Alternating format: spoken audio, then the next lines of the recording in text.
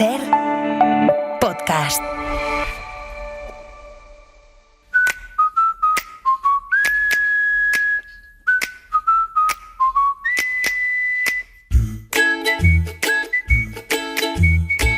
El Faro, con Julia Molina. ¿Qué tal? Buenas noches. Bienvenidos a este Faro dominguero en el que cada semana recuperamos lo mejorcito que hemos tenido en el programa.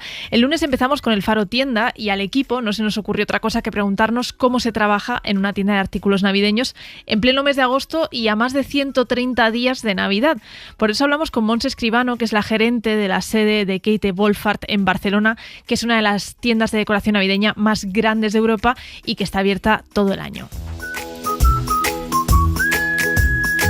También llamamos a la cineasta Mijo Ali en su 10º día de huelga de hambre porque está acampada con una tienda de campaña en la Plaza Cataluña de Barcelona para denunciar la masacre de Gaza. Es la forma que ha tenido de poner el foco sobre la situación que vive el pueblo gazatí en la franja. Y como cada lunes, Igor Pascual nos llenó el programa de música, esta vez para hablarnos de las tiendas de discos.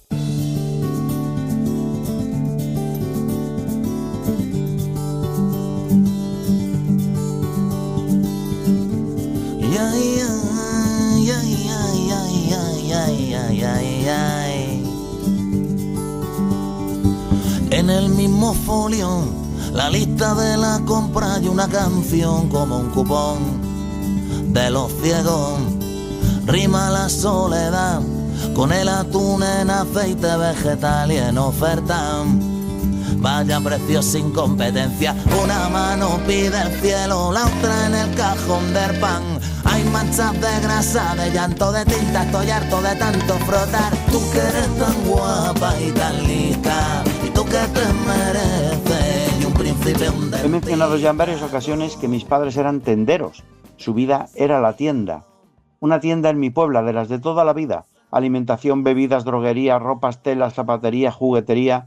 Trabajamos con todo tipo de material. Era en pequeñito como unos grandes almacenes. Había de todo y sobre todo algo que al menos yo echo mucho de menos actualmente en las grandes superficies.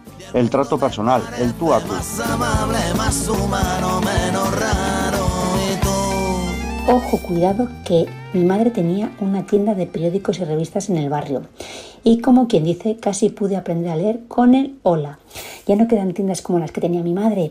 Así que yo aprovecho cuando cojo un vuelo y paso rápido el control de seguridad porque me encanta perderme en las tiendas relay de los aeropuertos donde todavía se pueden encontrar revistas de casi todo. De playa en donde se dejan morir las ballenas.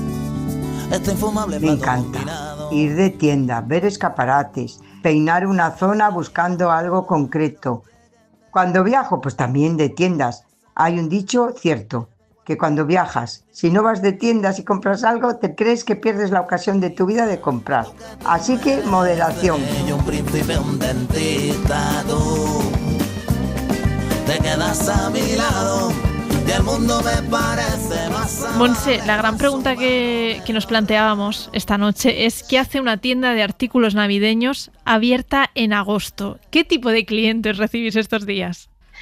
Mira, ahora sí que es verdad que la gran mayoría de los clientes son turistas, nacionales o internacionales, pero también se acercan clientes de Barcelona que están buscando alguna idea para regalo o que sencillamente quieren sumergirse por unos momentos en este ambiente festivo y relajante de la tienda. Y supongo que también lo utilizarán la tienda casi como refugio climático, porque más allá de que tengáis el aire acondicionado, trasladarte de alguna forma a la Navidad también hace que baje un poco la temperatura. Sí, totalmente. La verdad es que fuera, entre el calor y el ajetreo que hay por las calles de Barcelona en agosto, entrar en la tienda es un oasis de tranquilidad y además está muy fresquito y estamos nevados todo el año, o sea que perfecto. ¿Qué tipo de productos son los que más se venden en un mes como este? Me decías que suelen ir turistas. ¿Tenéis souvenirs navideños? Sí, bueno, los que nos visitan de lejos y saben que por Navidad ya no podrán venir, aprovechan para realizar compras durante las vacaciones. Pero sí que es verdad que entre todos los productos que tenemos hay muchos que les van a recordar Barcelona cuando después en diciembre decoren el árbol o pongan sus adornos de Navidad. Entonces esto es lo que tiene más éxito. Y luego están también las figuras tradicionales catalanas que sorprenden y divierten, y pues es un producto que se vende mucho. El caganer, por ejemplo, ¿los turistas internacionales lo entienden? Ya les explicamos, porque realmente fue muy divertido cuando se pensó en abrir la tienda en Barcelona, y en Alemania me preguntaban ¿qué producto es el que tenemos que tener por fuerza, el que crees tú que va? Y yo, imagínate explicándoles a los alemanes que necesitamos al cagané. Alucinaban. La verdad es que les costó darme luz verde para hacer este producto, que lo han hecho en vidrio para colgar del árbol, y finalmente tuve razón, es la estrella de la tienda. Qué bueno, qué bueno. La verdad es que solo imaginar esa conversación en alemán intentando explicar esa figura tan típica de Cataluña. No. Realmente es que se hubiese tenido que grabar la conversación porque fue muy divertida, pero al final me salí con la mía y ha sido un éxito todavía hoy. Claro. Oye, Montse, adelántanos, ya que falta un tiempo y todavía estamos en un margen bastante grande para ir pensando en la decoración navideña de nuestra casa, adelántanos qué se va a llevar este año. Bueno, hay productos que siempre se llevan, que son tradicionales, lo que es en rojo, en dorado, en plateado. Pero a mí me gustaría destacar algo que cada vez hay más interés. Aparte de las bolas de vidrio, de las típicas bolas redondas, hay figuras moldeadas en muchas formas diferentes. También son de vidrio, pero hay animales del bosque, pájaros, personajes de cuento, instrumentos musicales, pasteles, juguetes, una variedad enorme que permite al cliente personalizar la decoración con esas cosas que le gustan o con sus hobbies. Yo en mi árbol, por ejemplo, este año no va a faltar una de nuestras novedades, la papelina de churros con chocolate. Uy, esa la voy a colgar en el árbol seguro.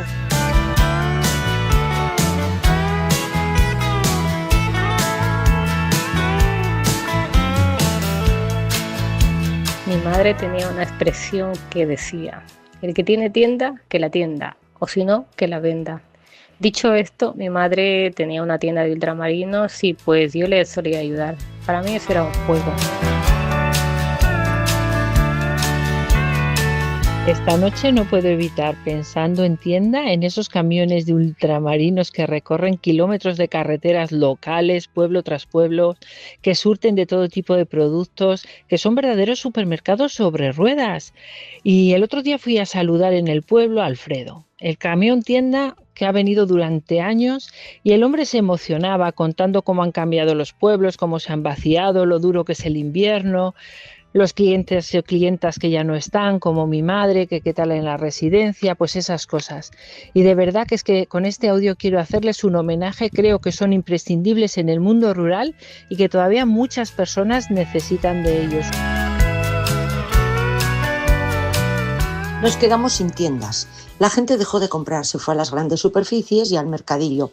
No hay relevo generacional y a ver quién coge negocio. Alquiler autónomos, facturas, género, y si encima no vendes casi nada, se acabó aquello de ver escaparates y soñar con el vestido, el juguete, los zapatos, el libro o simplemente entrar y comprarte un pastel. Una pena muy grande. Centros comerciales. No los visito, no me gustan, me agobian. Me gusta pasear tranquilamente y entrar en algunas tiendas a ver lo que tienen, ver sus escaparates, y cuando estoy dentro me debato entre por Dios que me dejen en paz o pero es que no hay nadie aquí.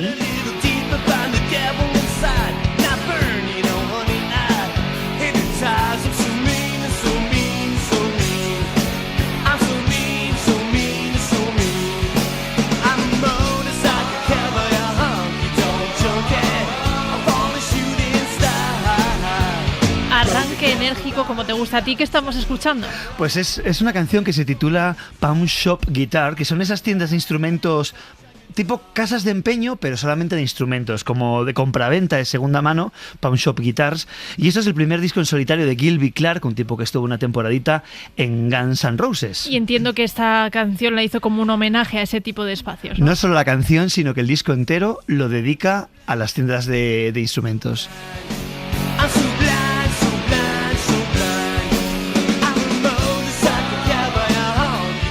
Una tienda de este tipo, y no me refiero solamente a las de empeño, sino en general a las tiendas de instrumentos, son más especiales que una tienda de ropa, porque yo no sé si tengo una visión un poco romantizada de ellas, pero como decías, son espacios en los que encuentras grupos nuevos, en los que te relacionas con otros músicos. Sí, yo creo que se combinan las dos cosas. Me parece que se combina el amor al dinero con el amor a tu pasión, y las dos tienen que estar ligadas, porque si no, ninguna de las dos funciona. Claro. Es verdad, estos lugares había gente, verdaderas enciclopedias, gente que te aconsejaba, que te ayudaba en tus primeros pasos. Yo he recibido muy buenos consejos, pero también había verdaderos jetas que se aprovechaban de nosotros, chavalillos inocentes que íbamos ahí a comprar y nos veían la intención y en el fondo querían un poco, pues, robarte el bolsillo, y para robarte el bolsillo no hay nada más efectivo que robarte antes el corazón. Claro. Conseguir que sientas que no estás solo comprando un objeto, sino Eso que es. te estás llevando un aura de la tienda, que estás adquiriendo algo más que una simple cosilla. ¿Cómo suelen hacerlo? Este es el truco del rock and roll. Del rock and roll no, del negocio del rock and roll, que es... El rock and roll nos ha hecho creer una cosa muy interesante, que es, nos ha vendido discos e instrumentos. Los discos son objetos fabricados en serie, Claro. como los coches, como este micrófono, como las guitarras. Y sin embargo, cuando yo compro un vinilo o compro una guitarra, siento que en vez de tener un objeto fabricado en serie, tengo algo único, una obra de arte única, con aura. O sea, fíjate cómo nos hemos comido con patatas el mito del rock, el mito de la bohemia. Bueno, en Y general eso es- el negocio de la música, ¿no? Es como cuando te hacen sentir que estás solo en mitad de un concierto súper multitudinario. Tú piensas que están tocando para ti. Algo así. Sometimes I feel I've got to run away. I've got to get away from the pain you drive into the heart of me. The love we share. Gloria Jones, ¿por qué? Pues esto que suena es un estilo que se llama Northern Soul, soul del norte. No es un soul hecho en el norte de Estados Unidos, sino que es el soul que, ojo, se escuchaba en el norte de Inglaterra. Y esto es lo más curioso. El Northern Soul, creo, que no lo sé, que es el único género que se bautizó no por el lugar donde se creaba, sino por el lugar, oye, donde se escuchaba. Es buenísimo, Es muy guay. es buenísimo. O sea, que se llama Northern Soul porque se escuchaba en el norte de Inglaterra pese a que no se hacía. Eso es, Qué mucha bueno. gente piensa que es porque es del norte de Estados Unidos, pero no, es al revés. Es muy guay, ¿eh? Qué bueno. ¿Y qué tuvieron que ver ahí las tiendas de música? Mira, pues había una tienda que se llamaba Soul City, la ciudad del alma, una tienda de discos de Covent Garden ahí en Londres, y entonces el dueño notaba que cuando bajaban los equipos de fútbol a jugar a Londres, venían un montón de... Pues es que no eran ni hooligans, eran aficionados, que iban a comprar discos, y se daba cuenta que ellos buscaban siempre un tipo de soul, como este que acabamos de escuchar, muy bailable, y para que no se liaran y fueran directamente a comprar y no anduviesen perdidos, pues empezó a poner en las cubetas ese tipo de cartelitos con el nombre, pues eso, Northern Soul. O sea, que fueron quienes lo bautizaron así. Sí, sí, fue el tipo este. Tell you love you giving, I give you all a girl can give you. Take not give and that's not living. Oh, tainted love. Now I know I've got to run away. I've got to get away. You don't really want me. Este es mi homenaje para los tenderos de los pueblos, para esas personas entregadas, serviciales, amables. You think love is to play. Well, I'm sorry. Pues no, yo no trabajo en una tienda, no tengo un negocio y de hecho nunca he trabajado así de cara al público. Pero yo sí estoy harto de esa típica frase de el cliente siempre tiene la razón. Eso es mentira. No, el cliente no siempre tiene la razón. Para empezar, porque no hay nadie que siempre tenga la razón. Y casi te diría que el cliente mucho menos. Stand the way you I know you are hurt. Pues a mí no me gusta entrar a una tienda cuando falta poco tiempo para que cierren. Y mucho menos si es cuando es un día festivo. Pero el comercio lo abren. Y muchas veces pienso, abrirían 24 horas y la gente iría a cualquier hora. Madre mía. Y tienda de campaña tengo 1001 historia. Empecé con la canadiense. Luego pasé al iglú, vamos, eso fue una innovación. Luego pasamos a la tienda mucho más grande. Y ahora tengo una iglú ultra ligera para cuando hago alguna travesía y me voy con el retoño. Pero últimamente tiro más de bivac. Voy más ligero, eso sí, que hago buen tiempo. En los campos de refugiados se viven en tiendas de campaña bajo condiciones climáticas extremas. Los niños vienen a pasar el verano y porque allí hace un calor insoportable. Gestos como abrir un grifo o encender la luz les resulta asombroso. No olvidemos que miles de personas viven en tiendas de campaña por culpa de la guerra. Por favor, no nos olvidemos de Gaza, una herida abierta y una vergüenza para el mundo.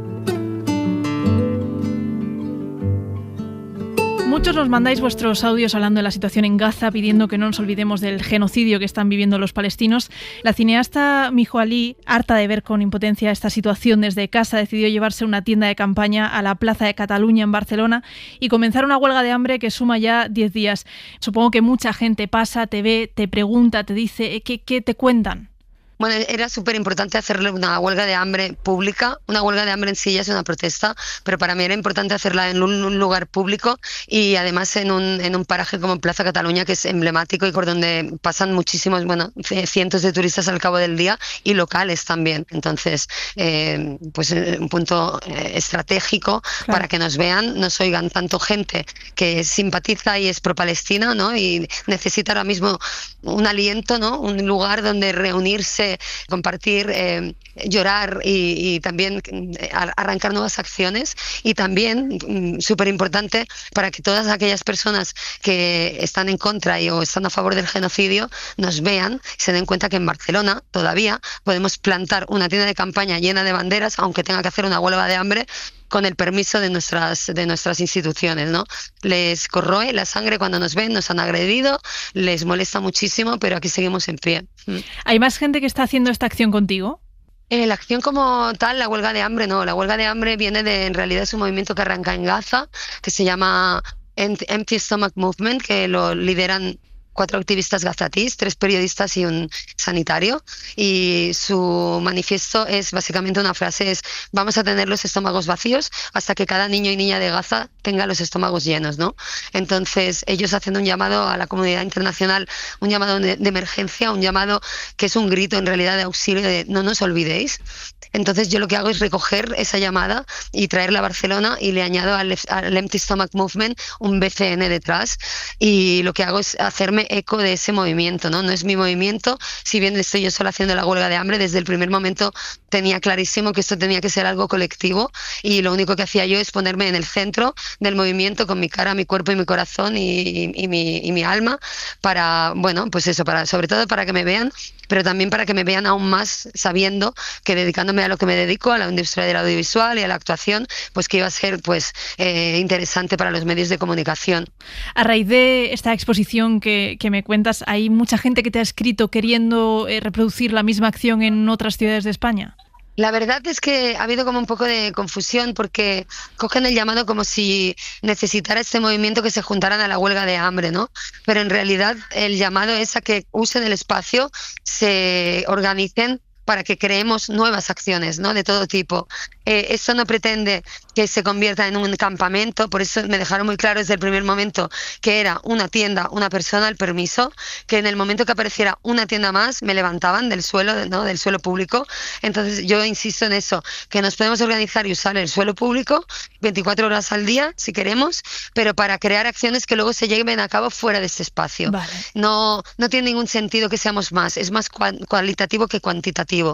Mira, vienen 3 personas, han pensado hacer un proyecto sobre madres por Gaza y están desarrollándolo. Es una cosa artística que viene de la pintura plástica representada en la plaza, ¿no? Con humanos, con actores, pues eso se ha hecho aquí en 3 días, ¿no? Ahora, mañana vienen unas profesoras que reuniremos a niños, hemos hecho un llamado, publicaciones en redes para que vengan a crear en banderolas, que decimos en Cataluña, banderitas, para colgar en los balcones. Ese tipo de cosas, más que se junta gente aquí a acampar para hacer aquí esta performance, es más acción directa, acción que tenga impacto ya. desde el arranque.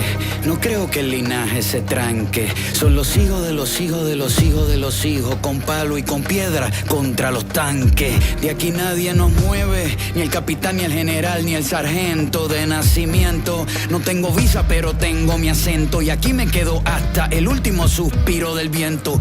Sigue firme la gente. En la cadena SER, El Faro. Con Julia Molina.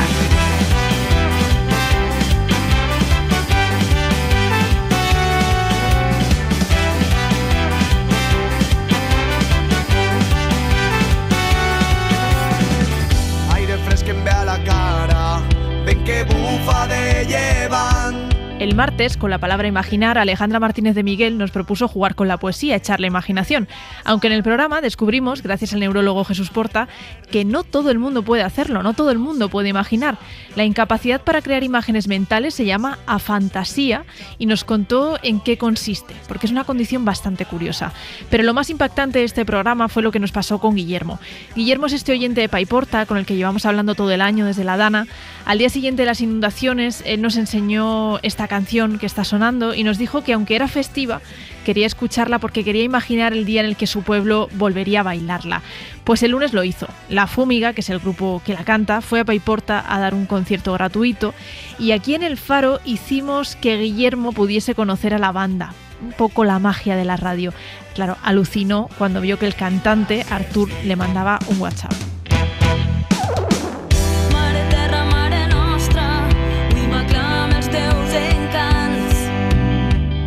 Yo pensaba que era una completa broma, la verdad, y además que me cogía justamente en el metro volviendo hacia Paiporta, yendo hacia el concierto, y la verdad es que al principio pensé que era una broma, pero luego ya pensé que habíais sido vosotros. Yo digo, no puede ser una broma, porque veía el perfil y tenía foto de perfil y tal, y enseguida pensé en vosotros de decir, no habrán sido capaces. Guillermo, estabas con los amigos, ¿qué les dijiste? Claro, es que yo no podía articular palabra, me quedé con la boca abierta. Fue increíble. Luego ya cuando Artur ya me contestó y me mandó un audio como de contexto, ¿no? Porque el mensaje sí fue muy impactante, ¿no? Ya un poco, se tranquilizó un poco, pero la verdad es que en ese metro flipamos todos. Claro. Paiportins, paiportines, coneixem més que ningú pel que hem passat. Recuperem aquest esperit de germanor que no hem de prendre mai. Necesitem una reconstrucción real. Guillermo, aprovechaste el micrófono para reivindicar que no se pierda ese sentimiento de hermandad entre los vecinos, pero también para exigir una reconstrucción justa, que es lo que nos dices hoy, ¿no? Que hay muchas cosas por hacer todavía en Paiporta. Hay muchas cosas por hacer y mucho por reconstruir, y mucho de que sobre todo nuestros representantes se centren, ¿no?, en lo que tienen que centrarse. Llevo yendo a todos los plenos, porque no podía ser de otra manera desde que empezó todo esto, y hace falta que se centren mucho en la faena y que se centren todos, porque es que solo por dar un par de datos, apenas el 50% del comercio local de Paiporta ha vuelto, y el consumo interno dentro del pueblo ha descendido un 10%, que al final habla bastante de la economía local. Entonces, es ahora mismo Paiporta una enorme zanja de obra al aire libre, pero es que además a nivel socioeconómico aún no estamos recuperando 10 meses después. A nivel de red vecinal es muy fuerte, ¿no?, porque al final con lo vivido pues han salido muchos comités de emergencia y ha habido mucha red vecinal. Nos conocemos todos mucho más de lo que a lo mejor nos conocíamos antes, pero a nivel de reconstrucción socioeconómica aún falta mucho por hacer. Claro.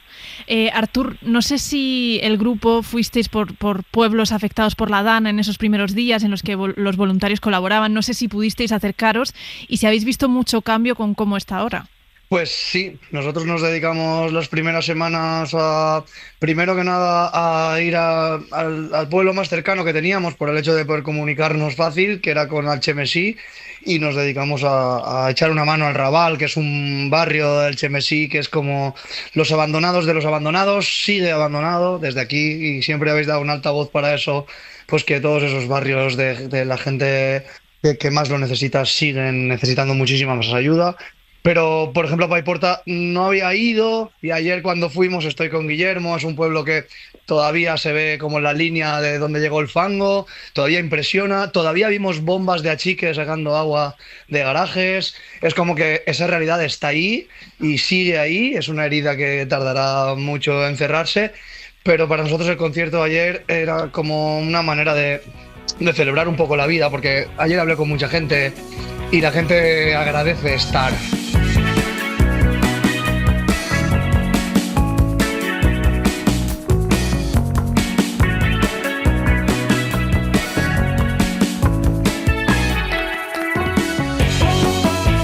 Hay una frase que dice, si puedes imaginarlo, puedes hacerlo. Es una frase que es un poco peligrosa, si se entiende como una fórmula mágica, claro.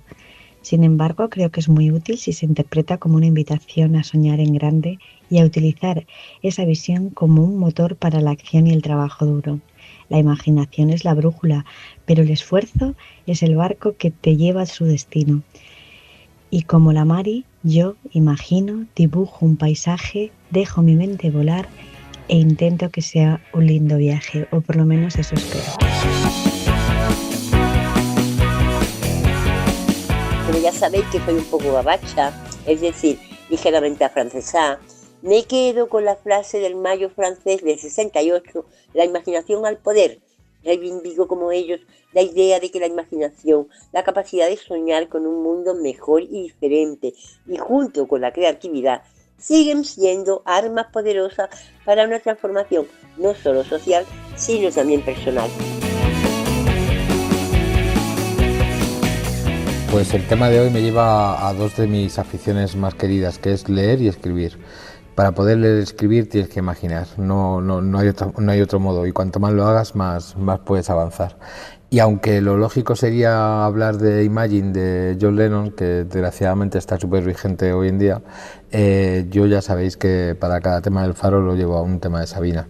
Y me he acordado de la del Pirata Cojo, que se imagina vidas diferentes en otros sitios y es súper divertida. Y como además sale gratis soñar y no creo en la reencarnación, con un poco de imaginación. Yo soy de esas personas que se niegan a perder la imaginación aunque cumpla años. ¿Qué podía hacer? Pues me apunté a un cursillo de escritura creativa en un centro cívico del barrio, gratuito, y elegíamos una palabra o frase como con vosotros y escribíamos un relato de máximo folio y medio. Se elegía la palabra a principio de mes y se leía a final de mes. Mi primer título ganador, La Luna y su tío Plutón. Otro, La primera vez que me volví loco, sobre una persona muy pulcra escribiendo.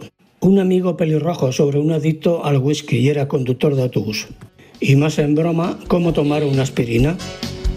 Policía ni en broma, triunfador de la feria. Nos hemos instalado en Alburquerque, un pueblo extremeño que está en la raya con Portugal, presidido por su maravilloso castillo de Luna. Nada más llegar aquí, en la plaza del pueblo, vimos que había una librería. Allá que fuimos a pedir información sobre si nos traerían lecturas y libros, pues intentamos comprar en comercio local. ¿Cuál fue nuestra sorpresa? Que está liquidando. Esta librería se cierra. Le preguntamos a la dueña, Maribel, cuál era el motivo y nos dijo que aparte de jubilarse, lleva muchos años a pérdidas. Por más que estamos intentando imaginar cómo volver a darle vida a esa librería si nos la quedamos nosotros, la cosa está un poquito complicada. Entre todas las vidas yo escojo la del pirata cojo con pata de palo, con parche en el ojo, con cara de... O sea que hoy lo que vamos a hacer es jugar con la poesía. Vamos a jugar, ¿no? con la poesía, efectivamente. ¿Y de qué forma? A ver. Pues vamos a ver, a mí todo el tema de jugar con la poesía me lleva a donde yo empecé realmente a involucrarme más con la poesía y a conocerla, que fue en 2016 cuando conozco el Poetry Slam. Sí. El Poetry Slam, para quien no lo conozca, es un formato de poesía oral en el que cada poeta que se sube al escenario, suben 10, tienes 3 minutos únicamente con tu voz y con tu cuerpo, sin atrezo, para defender un poema. Lo que pasa es que el público vota con pizarras, del 1 al 10. Y lo que parece una competición, que lo es, acaba generando que realmente nadie gana nada. Bueno, un libro se le da al poeta ganador, que es un premiazo, oye. Hombre, no está mal. No, es un premiazo. Pero que realmente no es que ganes nada más que el cariño de toda esta gente. Y que el público realmente te esté escuchando y haya una escucha activa. Y eso me gusta mucho del Poetry Slam, la manera en la que genera esta escucha. Entonces he elegido un poema de Poetry Slam para que podáis ver cómo suena. Recuerdo la nobleza del carmín de las aceras que ondea las mareas de esa flor en la cuneta. Me invento una alameda donde ventilen tus penas, deshago tus cadenas ahogando el yugo que te quema. Reinventé mi itinerario circundante de secretos, tintineantes y discretos ante el velo del armario. Amaneceres inquietos, ya ni sirven los rosarios ante un luto comisario que venera lo obsoleto. Decoro de nácar tu aliento, te saco del fango por tiento, le bailo los tangos al viento. Me abandono en el sigilo del cobijo, del concilio. Ten mi silo como asilo si te dieron por proscrito. Pues no soy ni pan ni trigo, soy solo un grano perdido a orillas de un mar de fuego que no relincha en el ego si recuerda en colectivo. Es impresionante esto. Parece que está cantando. O sea, ella es Marta Dylan, que es la actual campeona de Poetry Slam España, porque claro, esto no solo pasa en Madrid. Esto pasa por toda España, o sea, el formato Poetry Slam, que somos una asociación cultural, vamos, sin ánimo de lucro. Es una especie de concurso. Totalmente, es una especie de concurso que está, tú si ganas en Madrid, esto en Madrid lo hacemos el primer miércoles de cada mes, volvemos en septiembre. Pues yo soy parte de la asociación de Poetry Slam Madrid porque me enamoré tanto del formato cuando lo conocí que dije, yo me meto adentro a jugar. Entonces Marta es una poeta andaluza impresionante que además tiene un libro que se llama Aullidos del subconsciente, que tiene algunos poemas de formato slam y otros simplemente de lectura, porque además yo creo que hay poesía para ser escuchada, poesía para ser leída y luego hay veces que dialoga esto también. Hay una diferencia entre el poema de slam y el que va en un libro, ¿por qué? Bueno, pues, mira, el deje que tiene en Marta Dylan, la manera en la que aparece la rima, en la que tiene ese acento, eso es algo que tú, por mucho que lo leas en tu casa, no lo vas a lograr. La estética, cómo se plantea el poema, eso es difícil a veces de lograrlo con una lectura individual. Siento que la lectura individual te da cosas también muy guays, pero la poesía escénica, el spoken word, el poetry slam, te hace verlo desde otro lugar.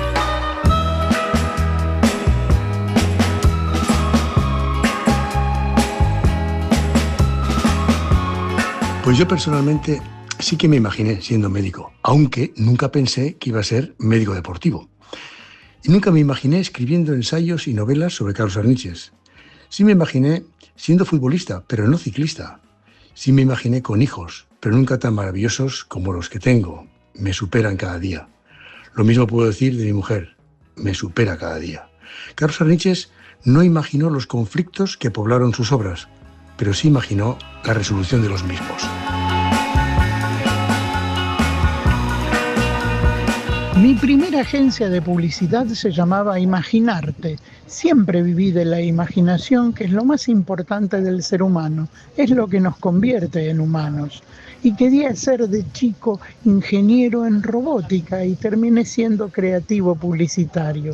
Tenía unos amigos imaginarios llamados Piti y Chinguley con los que jugaba a la pelota.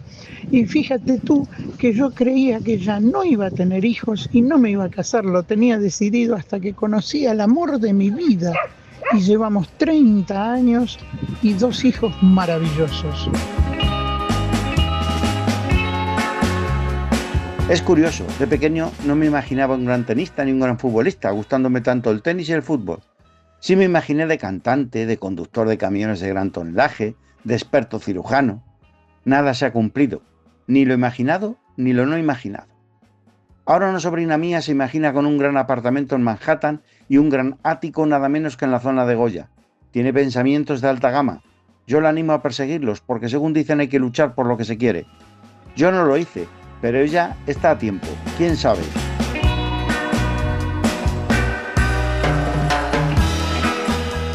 Yo sí que había imaginado vivir cerca del mar, poder verlo, olerlo, y lo imaginaba, y aquí estoy, hace 14 años, pronto lo hará, en noviembre hará 14 años que vivo aquí.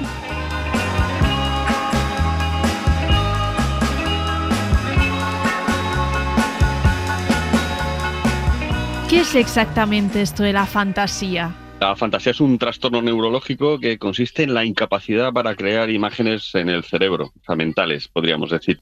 Nosotros, si pensamos, por ejemplo, en una pera, pues nos imaginamos una pera en la mente y es como que la vemos. Sí, como si tuviésemos una foto mental. Eso es, como una foto. A raíz de nuestras experiencias previas somos capaces de generar esa imagen en nuestro cerebro, pero las personas que tienen este trastorno no lo pueden hacer. Entonces ellos saben lo que es una pera, la pueden tocar, lo reconocen exactamente igual, pero no son capaces de generar esta imagen dentro de su cerebro. Hablamos de crear imágenes nuevas o de cualquier tipo de imagen. Es decir, si le pedimos a un fantasioso que visualice la cara de su madre, ¿es capaz de tenerla en la mente? Es capaz de reconocer a su madre perfectamente, distinguirlas en fotos, la que es su madre o no, pero no es capaz de ver esa imagen en su mente. ¿A qué se debe la fantasía?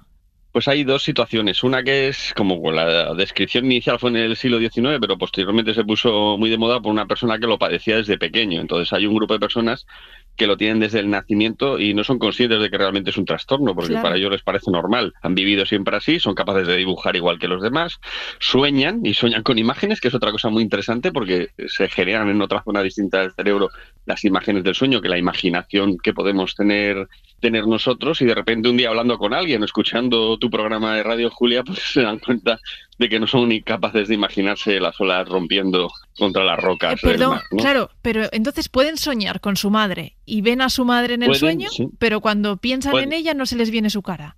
No son capaces de hacer esta reconstrucción, que la mayoría de nosotros podemos, no son capaces de hacerla dentro de su mente. Claro. Y luego hay un pequeño porcentaje que es por una lesión cerebral, entonces ellos sí son conscientes. Sobre todo suelen ser más lesiones frontales, más del lado derecho del cerebro, les genera esta dificultad, entonces ellos sí lo saben.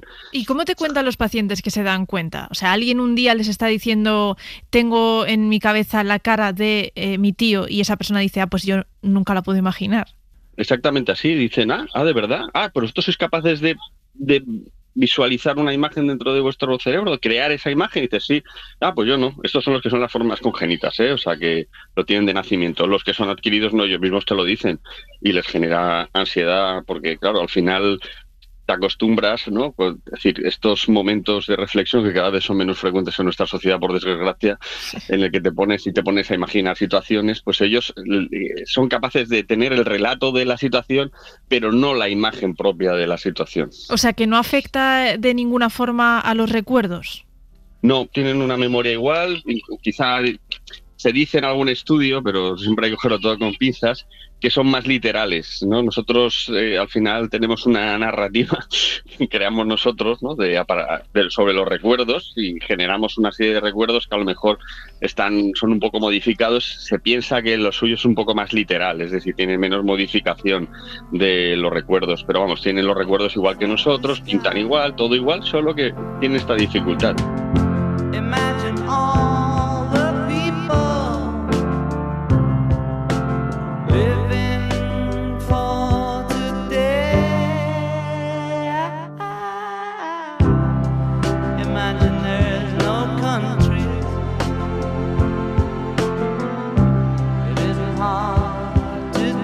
El Faro, con Julia Molina.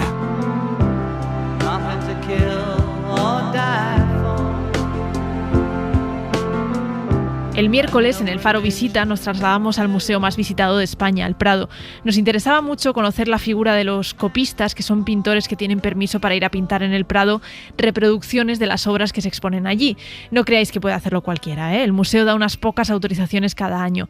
Entre los privilegiados está María Sánchez Pérez, es una joven copista de 23 años con la que estuvimos hablando. Todos los requisitos nos los explicó Marisa Sánchez, que es jefa de la exposición permanente del Prado, y la verdad es que fue una visita de lo más agradable, así que os dejamos con ella.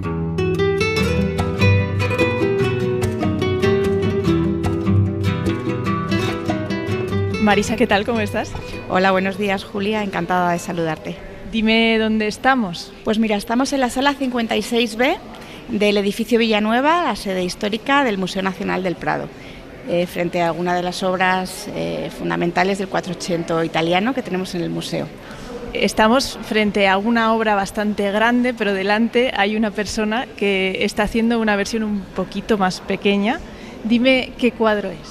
Sí, estamos delante de una de las obras maestras más singulares del museo, la Anunciación de Fra Angelico, y delante de la obra tenemos a María Sánchez Pérez, que es copista en el Museo del Prado y que es una persona que lleva cerca de un año, si no recuerdo mal, ahora quizá nos confirma ella, viniendo al museo de manera asidua a copiar algunas de las obras maestras de nuestra colección.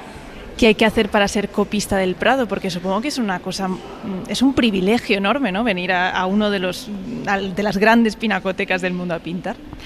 Bueno, pues para ser copista hay un procedimiento sencillo que está regulado a través de una resolución del director del museo, y básicamente lo que hay que hacer es presentar una solicitud formal por medio del correo electrónico y presentar un currículum, un dossier de trabajos para garantizar la capacidad, ¿no?, las cualidades artísticas del copista, y hay que presentar también una carta de un profesor de una escuela de Bellas Artes o de una escuela universitaria de artes plásticas, en el caso de ser un copista español, y en el caso de ser alguien del extranjero, pues además un aval de la representación diplomática en España. Con todos esos documentos, aquí en el museo, el equipo de la Coordinación General de Conservación, de quien depende la Oficina de Copias, estudia un poco la propuesta y, en virtud de las características del copista, se decide si está suficientemente cualificado como para copiar en el museo, y a partir de ahí pues ya se le concede un permiso. Tengo entendido que el Prado es de los pocos museos del mundo que permiten hacer esto, y que además lo permite desde antes de que se llamase Museo del Prado. Bueno, es verdad que hay algunos museos en el mundo donde se puede copiar, por ejemplo el Louvre es uno de ellos, y es un caso paradigmático y también antiguo de la afluencia de copistas, pero es verdad que en España no hay tantos museos donde se puede copiar. Quizás ahora María te puede contar que justo ayer estábamos comentando que para ella es un privilegio porque no es tan fácil poder copiar las obras in situ. Y efectivamente el Museo del Prado permite el acceso de copistas desde su mismo momento de apertura en el año 1819, cuando precisamente la asistencia de copistas era quizás más relevante que la de público general, porque en aquellos momentos el museo abría muy poquitos días a la semana, al principio solo uno, luego dos, y los copistas, sin embargo, sí tenían posibilidad de venir a copiar a museo cerrado. Y lo básico es que esos copistas no tenían internet para ver los cuadros desde casa. Efectivamente, en aquel momento no tenían internet ni tenían fotografía todavía, en el año 1819. Entonces la copia de los grandes maestros en directo era un elemento fundamental de su formación como pintores, ¿no? Entonces era un paso muy importante en algunos de los pintores relevantes de nuestro siglo XIX el acceder al Museo del Prado para copiar a los grandes maestros. María, ¿qué tal? ¿Cómo estás? Hola, muy bien. Veo que tienes el cuadro bastante avanzado, solamente te falta prácticamente acabar un par de caras, ¿no? Sí, me faltan algunos detalles y luego sobre todo me falta terminar lo que es la parte de los dorados, que eso sí que lleva pues unas fases propias, que bueno, eso ya vendrá al final. ¿Cuánto tiempo llevas haciendo esta Anunciación de Fra Angelico? Pues con esta llevo como 2 meses más o menos, porque bueno, como tiene eso, la parte de dorado, eso es verdad que se lleva mucho tiempo, son muchas horas de trabajo y mucha parte de preparación, pero sí, como en total 2 meses diría. Decíamos que los primeros copistas no tenían acceso a internet, pero tú sí. ¿Qué cambia estar pintando delante del cuadro original a verlo desde casa? Sí. Pues cambia mucho y, por ejemplo, alguna vez que a lo mejor sí que puedo venir con algo un poco avanzado de casa, al final siempre acabo cambiándolo, porque es verdad que la impresión que te da la obra en persona es completamente distinto a verlo, y mira que tenemos fotos muy buenas a día de hoy, pero aún así no es la misma impresión, no es la misma percepción del color o del brillo de la obra. Todo eso influye mucho en el aspecto y el acabado final que le das, y eso es algo que se tiene que reproducir en persona. Marisa, estoy viendo que el cuadro es a otra escala y creo que esta es una de las condiciones que le ponéis a los copistas. No pueden ser exactamente iguales que los originales. ¿Por qué? Efectivamente, este condicionamiento se estableció desde el siglo XIX, desde el primer reglamento de copistas, que es del año 1863, ya se decía que el cuadro no podía tener nunca las mismas dimensiones que el original. Es una manera de diferenciar una reproducción de una réplica. Entonces, ahora mismo, en la normativa actual que tenemos, el cuadro debe ser siempre al menos 5 centímetros mayor o menor que el original, y en ningún caso puede tener unas dimensiones superiores a 130 centímetros por cada uno de sus lados. María, ¿eso dificulta mucho tu trabajo, tener que cambiar a escala? Porque estás copiando un cuadro que tienes enfrente, pero no puedes utilizar las mismas proporciones. Depende del caso. Para este quizá un poco, porque es verdad que lo he reducido muchísimo. Entonces, para una obra con tanto nivel de detalle, pues al final me fuerza a trabajar casi con lupa. Pero bueno, depende de las obras. Luego he hecho otras copias que a lo mejor sí que he intentado mantener solo esos 5 centímetros de diferencia, y entonces sí que el proceso es muy parecido. También depende del tamaño que tenga la propia obra. Esta es bastante grande. Veo que trabajas de una forma bastante sencilla, podemos decir. Sí, los caballetes los proporciona el museo. Tenemos un almacén con caballetes para los copistas, y es uno de los elementos que el museo da para facilitar el trabajo. Asimismo, también les facilitamos un hule que protege el suelo para evitar que ningún tipo de pintura manche o pueda perjudicar la zona en la que está trabajando el copista. María, y trabajas aquí de pie, no sé cuántas horas pasas al día. Pues depende, intento dedicarle todas las horas que puedo. Sí que es verdad que no siempre se puede venir todos los días. Intento hacer sesiones a lo mejor de 5 horas, una cosa así. Los oyentes escucharán un poco de jaleo porque este cuadro ahora mismo está siendo admirado por un montón de personas. ¿Te ha llamado la atención como visitante ver a alguien pintando dentro del Prado? Sí, me llamó la atención y me encantó porque es como recuperar una práctica que se hacía en aquel entonces, ¿no? He leído, no me acuerdo en qué sala, que copiar estaba bien visto. Eso me llamó la atención y es como qué bueno que se mantenga esa tradición, y la verdad que en este caso lo que está haciendo el artista me parece fenomenal. No pensé que alguien podría tener las capacidades de hacer un cuadro de esta índole. La verdad que es hermoso. ¿Qué te parece hasta ahora lo que lleva pintado? Déjame acercarme, que me parece maravilloso. Trabajar así te genera un poco de presión, ¿estás más intranquila que en casa o al revés, te motiva? Pues mira, ya me da igual. Es verdad que al principio, supongo que las primeras semanas sí que me ponía más nerviosa, pero ya llega un punto que te da completamente igual. Si no hay compañeros que también se ponen música o te pones un podcast y así como que te aíslas un poco del sonido de la sala. Pero no sé, casi que es hasta agradable, no sé, a veces el bullicio alrededor. ¿Te preguntan muchas cosas sobre lo que estás haciendo? Sí, mucha gente hace preguntas. A mí me parece genial porque al final demuestra que a la gente le interesa el arte y le interesa el trabajo que hacemos. Sobre todo me preguntan, pues no sé cuánto tiempo llevo, cuánto tiempo me queda con la obra, o a lo mejor alguna cosa técnica de cómo lo estoy haciendo. ¿Alguien se interesa directamente por María, ¿cuándo vas a vender este cuadro? Que quiero estar el primero para comprarlo.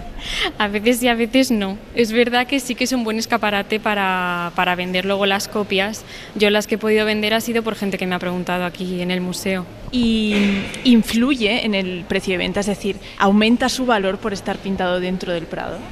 Hombre, son obras que luego salen autentificadas y desde la oficina de copias las sellan y ellos las documentan, entonces sí que hay cierto rigor y hombre, nosotros también tenemos la autorización que nos facilita, que demuestra que somos copistas oficiales aquí.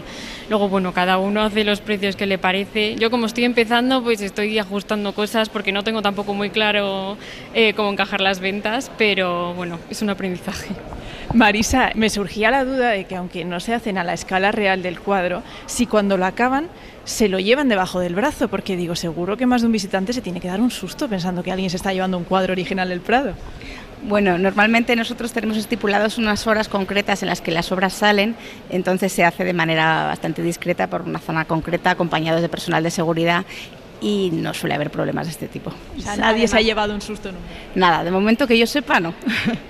Entre los copistas que han pasado por el Prado, supongo que antes había más que ahora, por lo que decíamos antes, ¿no? Porque pueden acceder a los cuadros a través de fotografías, el mismo Museo del Prado tiene una buena galería digital.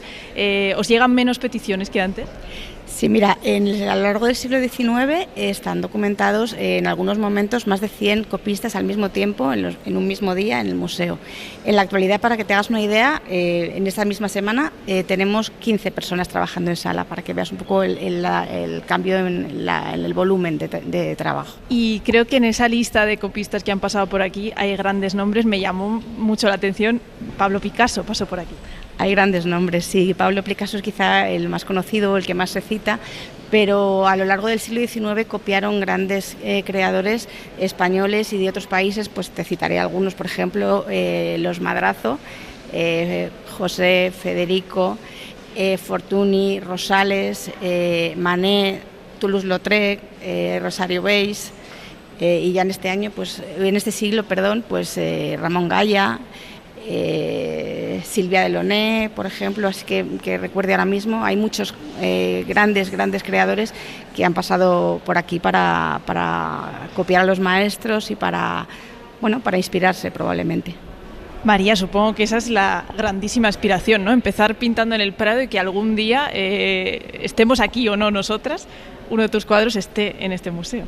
Bueno, no sé yo si en este museo, eso es un poco complicado, pero sí, muchos venimos aquí al final para aprender y no hay mejor manera de aprender que pudiendo estar delante de las obras. Entonces, hombre, sí que nuestras aspiraciones tenemos de algún día pues poder hacer nuestra propia obra y sí, no sé, pertenecer a esta historia, ¿no? ¿Y es aprender exactamente las mismas técnicas que el pintor? Es decir, si la pintura está hecha al óleo, ¿tú tienes obligatoriamente que pintarla al óleo?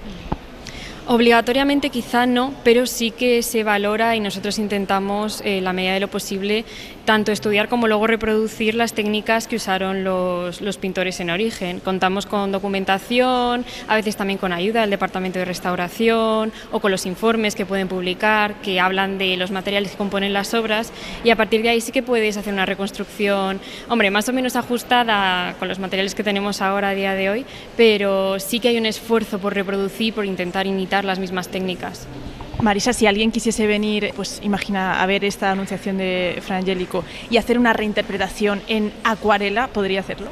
En principio, la copia en el Museo del Prado, según regula nuestra propia normativa de la Oficina de Copias, tiene que ver con la reproducción fidedigna de la obra en cuestión. Es decir, por regla general y salvo algunas excepciones que por casos concretos de tipo artístico que tienen que ser autorizados por otra vía, sí que se han hecho reinterpretaciones de obra, pero en principio la Oficina de Copias lo que tramita son solicitudes para réplicas fidedignas de las obras. María, creo que además de copista en el Prado has sido copista en el Louvre. ¿Cómo se hace tan rápido, en tan pocos años, poder acceder a 2 museos de este calibre? Bueno, pues hay que tener mucha suerte lo primero y estar, supongo que en el lugar adecuado, en el momento adecuado.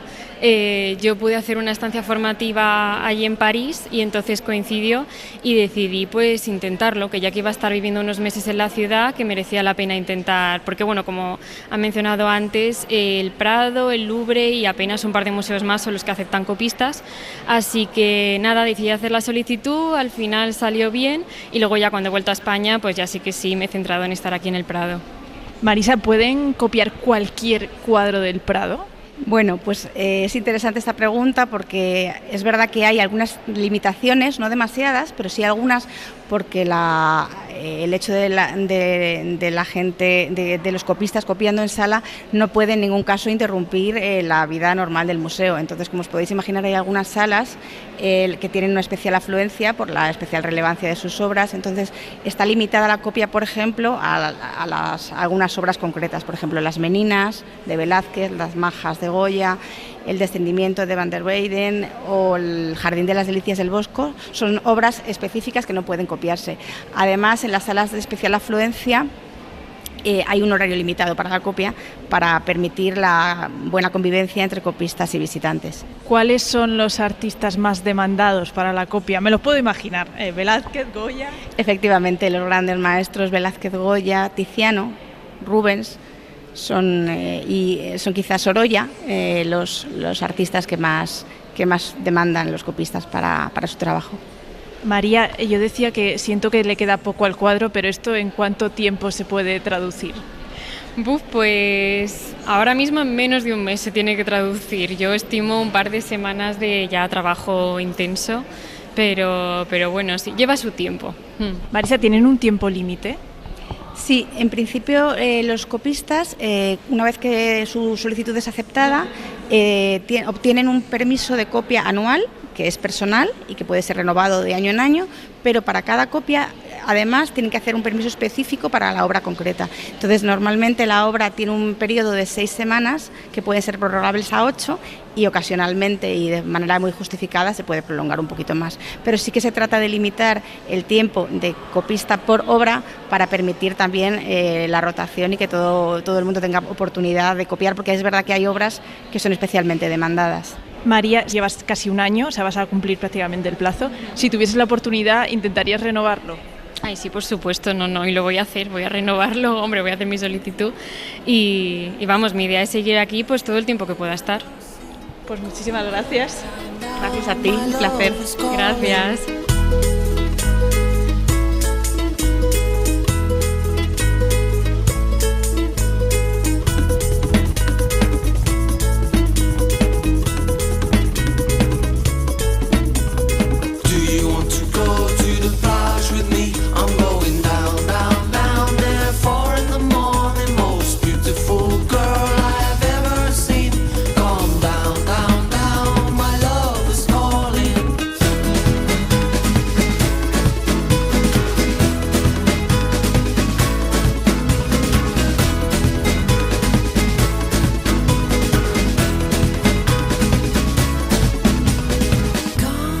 El Faro, con Julia Molina. El Faro, con Julia Molina.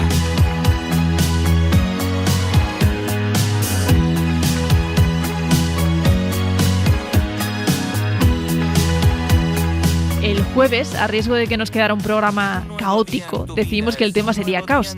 Hablamos con nuestro compañero de la sección de Economía, Pablo Anzola, sobre el caos que se está viviendo desde hace un tiempo en la red ferroviaria española, que habéis notado más de un oyente, y que tiene muy hartos a los viajeros, especialmente ahora en vacaciones. Y en el dato que me faltaba, David Botello nos habló de la teoría del caos o del efecto mariposa y nos regaló un rap que sin duda teníamos que recuperar en este resumen dominguero. Y las sillas al fresco, que nos llevaron hasta Tomelloso, donde conocimos a Hilario y a su abuela Francisca, a quien ha dedicado un cortometraje que se ha hecho muy viral. Vamos a algún sitio que aún quede abierto. Vamos a reírnos de este mundo al revés. Ya descansaremos cuando hayamos muerto. Yo no me arrepiento, no me arrepiento. Ah, pues eso es lo que tengo yo en mi cabeza cuando llega la época estival y tengo vacaciones. Quiero hacer e ir a tantos sitios que hay momentos que digo, vaya caos cerebral tengo. Pero al final lo que digo yo, la cabra tira al monte y para allí que nos vamos. Aventura, la comodidad. Esto te suena, esto te suena, esto te suena, esto. A mí me pasa una cosa bastante curiosa. Habitualmente, cuando eres más joven, pues tiendes a tener una vida más alocada, más caótica, y a mí al revés. Con el paso de los años, determinadas circunstancias y por supuesto la maternidad, pues he aprendido a convivir con el caos, y no solo convivir, sino también vivir más o menos dignamente, incluso abrazándolo. No me arrepiento, no me arrepiento. Pues intentando tomar distancia de esta palabra que impera completamente en mi casa y en mi día a día, pienso que todos los sistemas y procesos naturales tienden espontáneamente al desorden, al caos, de modo que el estado más probable es el más desordenado. Total, ¿para qué luchar contra los principios naturales? Vamos a dejarnos fluir por este caos, encontrar un poco de coherencia y, si puede ser, disfrute de la propia vida que nos lleva a eso. Vamos a algún sitio que aún quede abierto. Vamos a reírnos de este mundo al revés. Ya descansaremos cuando hayamos muerto. Yo no me arrepiento, no me arrepiento. con el caos tú has pensado en la teoría, la teoría del caos. La teoría, siempre. Porque vamos a ver, ¿puede una mariposa desatar una tormenta? Yo te diría así de primeras que no. Hombre, pues sí, al menos en teoría, la teoría del caos según el famoso efecto mariposa. Claro. Claro, la imagen de esta mariposa como detonante poético del despelote universal es de un tal Edward Lorenz, que es un meteorólogo que estaba harto de que le criticaran por fallar en los pronósticos, y él sabía que los sistemas complejos como el clima, un cambio mínimo en los datos iniciales produce un resultado muy diferente, un caos imprevisible que complica mucho las predicciones. Para que se entendiera esta idea, Lorenz se inventó una imagen sencilla y poderosa, una mariposa batiendo sus alas en Pekín y desatando sin saberlo una tormenta en Nueva York. Y claro, así no había quien sepa cuándo va a llover. Claro. Con lo cual era una justificación. Claro, cuando la mariposa fichó por la teoría del caos fue para sustituir a un pajarraco. La primera imagen de Lorenz fue una gaviota. Lo que pasa es que los colegas decían que una gaviota meneando las alas, pues que no le quedaba parecía tan poético tampoco. No, parecía demasiado agresiva además, sí. ¿no? Y entonces alguien se acordó de la mariposa, que queda mucho más mona, pero que es igual de letal para lo que nos ocupa. Y desde entonces cada movimiento, cada decisión, cada error mínimo se vive en los manuales de autoayuda como un posible aleteo con consecuencias planetarias. Y esta es la teoría del caos, un modelo matemático que nos recuerda que el mundo está lleno de puntos de giro que ni te hueles. El tiempo, impredecible. La bolsa, una verbena. Tu vida sentimental, fatal, caótica por naturaleza, porque el caos no necesita razones. Solo una mariposa inocente con ganas de fastidiarte los domingos por la tarde. O sea que el efecto mariposa se podría haber llamado el efecto gaviota. El efecto gaviota, que no sería lo mismo. No, sin duda no. Nos traes también la historia de un gran caos que se recuerda mucho, que es el del gran apagón de Nueva York. Este año se ha recordado más que nunca, claro. Este año, claro, nosotros lo hemos vivido de cerca, ¿no? Pero eso fue peor, fíjate, porque no duró casi ni un día o un día y poquito, pero dejó una cicatriz que todavía parpadea. Sí. Esto fue una tormenta eléctrica de esta mariposa que batió las alas en Pekín y colapsó el sistema, porque un rayo impactó en una subestación eléctrica clave y dejó sin luz a casi toda la ciudad. Y no solo fue un fallo técnico, fue una especie de catalizador. Como nadie podía encender la luz, la ciudad encendió sus demonios. Aquello fue un festival del caos, una sinfonía de sirenas, semáforos apagados, ascensores detenidos, tráfico infernal, saqueos, disturbios, violencia, policías heridos, arrestos a casco porro, barrios incendiados, hubo de todo, ¿no? Pero a mí me interesa mucho lo que pasó en el Bronx, fíjate, porque mientras ardían los negocios se estaba gestando algo muy grande. Los jóvenes vieron una oportunidad de oro para conseguirse un equipazo que no se podían conseguir. Mesas de mezclas, altavoces, micros. O sea, lo mangaron. Saquearon las tiendas. La casa invita, venga, barra libre.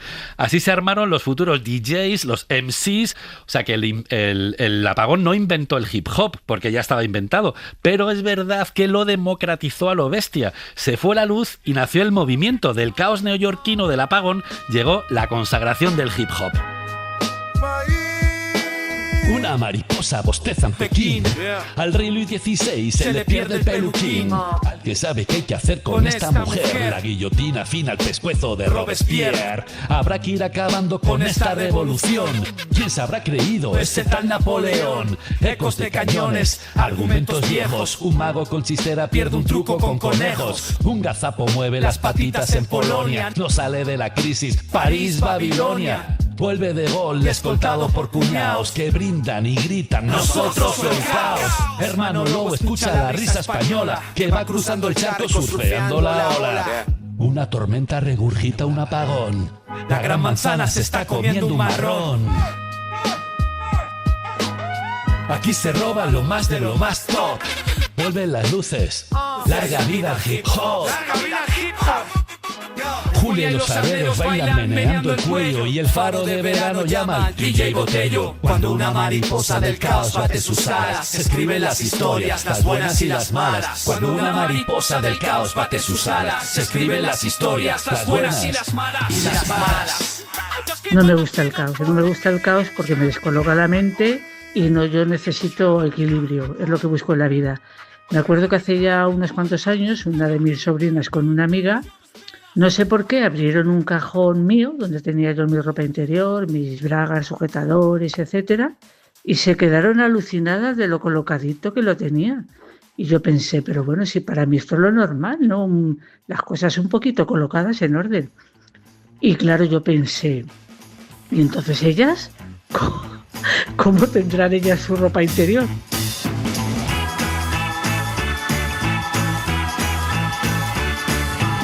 Tengo una empresa de organización profesional que se llama Stop Caos y como hoy la palabra era esta, yo creo que le viene como anillo al dedo. Me dedico básicamente a organizar, optimizar el espacio de las personas para que vivan a gusto dentro de sus espacios y que también interactúen de forma lógica, no solo en sus viviendas, sino también en oficinas, empresas de cualquier tipo.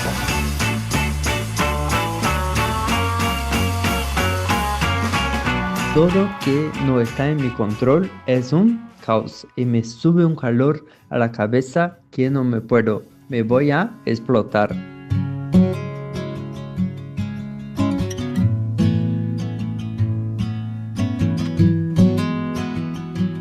Uy, pero si todo es caos. Mirad un poquito las noticias.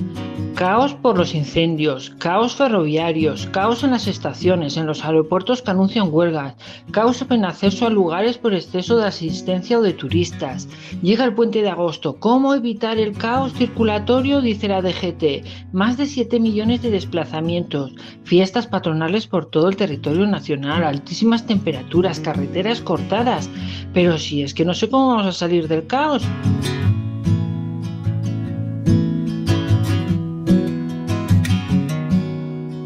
...6:35 de la mañana en la estación del Chucuchú, tren de Extremadura que hace el recorrido Sevilla-Madrid y viceversa.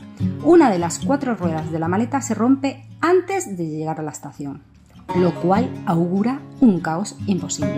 7:40, ya con 10 minutos de retraso, nos anuncia el interventor: todos los pasajeros del tren, bájense que tenemos que cambiar de tren. Esperamos 3/4 de hora. A partir de ahí, cada vez que se para en una estación, hacemos una parada de 10 minutos. Es que el sistema se ha caído y todo se hace de manera analógica. Acumula 1 hora y media de retraso. Perdemos la correspondencia para Málaga, pero un señor de Renfe en la taquilla, raudo y veloz, salta por encima del mostrador con los billetes en la mano y nos lleva a la puerta del otro tren y nos dice: tenéis 5 minutos, corred. En mi cabeza veo a Tom Cruise. Claro, que yo tengo poco con las maletas llenas y grandes. Me parezco más bien a un preso con una bola arrastrando. ¿A quién se le ocurre irse tan cargada? 6 bultos sin comentarios.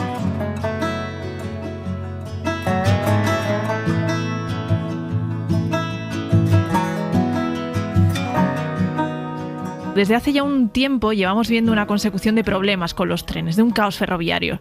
Aves que se quedan parados en medio de un trayecto, otros que directamente no llegan a salir. ¿Todo el caos que vemos tiene un único motivo o es una suma de motivos que casualmente se van acumulando en el mismo espacio de tiempo? Bueno, lo de casualmente habrá que verlo, pero es cierto que es más bien una suma que está dejando esa sensación de hartazgo que comentabas entre los viajeros y que además ha ido acrecentándose en las últimas semanas. Llevamos varios meses, lo decías, en los que ha habido muchos problemas que han causado incidencias de todo tipo, que han tenido mucha repercusión, con causas que son muy diversas. Fíjate, desde caídas de tensión que dejan vías inoperativas hasta modelos de trenes que se van quedando obsoletos, pasando, por ejemplo, por una infraestructura también que en algunos puntos está anticuada. Es cierto que Adif sigue reforzando la inversión en mantener y mejorar la red, pero lo cierto es que hay 2 elementos clave que podrían explicar este caos ferroviario. El primero es el de la liberalización, porque en los últimos años han entrado nuevos operadores, Wigo, Irio, que están circulando prácticamente por las mismas vías. Sí, esto es que antes solamente podíamos viajar con Renfe y ahora podemos elegir diferentes empresas para viajar. Los oyentes lo habrán notado al buscar Hay trenes. distintas compañías, muchos más trenes y más trayectos, muchísimas más frecuencias. Y este es precisamente el otro motivo al que apuntamos, el aumento de las frecuencias. Es decir, no se está saturando solo la infraestructura, sino que estas frecuencias amplifican mucho más el problema, porque una sola incidencia afecta a muchos más trenes y por tanto a muchos más viajeros. Aquí contamos a veces cosas puntuales, especialmente graves, cuando un tren se queda parado durante varias horas en algún punto de la red, pero ¿se han detectado muchos retrasos generalizados últimamente? Bueno, lo cierto, Julia, es que la mayoría de trenes en nuestro país llegan puntuales, menos de 5 minutos tarde, pero es verdad que de media el retraso a la hora de coger un tren de alta velocidad de Renfe, por ejemplo, es de 19 minutos. Y es cierto, lo decías, preguntabas, ¿van a más, a menos? Bueno, no podemos podemos hacer esa comparativa porque Renfe publicó en julio de este año estos datos de tiempo de retraso por primera vez. Por cierto, hay que recordar que solo en caso de que nuestro tren se retrase más de 60 minutos tenemos derecho a una compensación económica y solo el 4% de los servicios, también es importante decirlo, llegan con más de una hora de retraso a destino. Vale, me dices que la mayoría de los trenes llegan puntuales. Claramente yo tengo una especial mala suerte porque siempre me tocan a mí los que van con retraso, pero esto que comentabas, Renfe ha cambiado su compromiso de puntualidad no hace mucho, porque hasta hace un tiempo, solamente con que el tren llegase 5 minutos tarde, el AVE, siempre a alta velocidad, te devolvían una parte del dinero. Sí, la situación no ha mejorado. De hecho, Julia, iba peor. Esto también probablemente lo hayamos vivido como viajeros de Renfe. Fíjate, ahora mismo nuestro tren se tiene que retrasar hora y media para que nos devuelvan el 100% del billete, pero antes bastaban 30 minutos para tener derecho al reembolso total. Renfe, lo decías, ha cambiado este verano sus compromisos de puntualidad, ellos lo llaman así, pero es que antes del 1 de julio, si el retraso era de 15 minutos, como viajeros de un tren afectado, nos devolvían la mitad del importe. Ahora el tiempo que tiene que pasar, el tiempo de retraso para conseguir ese 50% del billete es de 1 hora, es decir, 4 veces más. Cuando habláis con Renfe o con algún otro operador, ¿qué os dicen? ¿A qué achacan esta cantidad de retrasos? Bueno, pues que no es que haya más incidencias, sino que como hay más trenes circulando, también hay más probabilidad de que se produzcan esas incidencias. Así que aunque estamos hablando todo el tiempo de estos problemas que se repiten habitualmente, que hablamos de caos ferroviario casi semanalmente, hay muchísima más gente que hoy en día viaja en tren. Hay mucha más gente que antes. Eso es innegable. Solo en el último año el número de personas que viajan en alta velocidad en nuestro país se ha disparado un 22%. Estos son datos del 2024 que ha publicado la CNMC, que cifran además en 40 millones el número de viajeros anuales que ha usado la alta velocidad. Es un récord histórico. De hecho, en todos los grandes corredores el tren gana ya al avión. Te comentaba cómo la cifra se ha disparado un 22% este año, pero es que en los últimos 5 ha aumentado un 77%. Por cada 10 viajeros que cogían un tren de alta velocidad en 2019, hoy tenemos casi 8 más. Try to keep you close to me, but life got in between. Tried to square not being there, but said that I should have been. Pues precisamente ahorita me encuentro en un caos.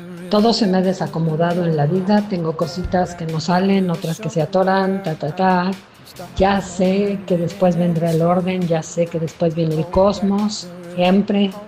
Pero por el momento me siento como si estuviera en una lavadora en el ciclo de extremo. Entonces necesito un descanso.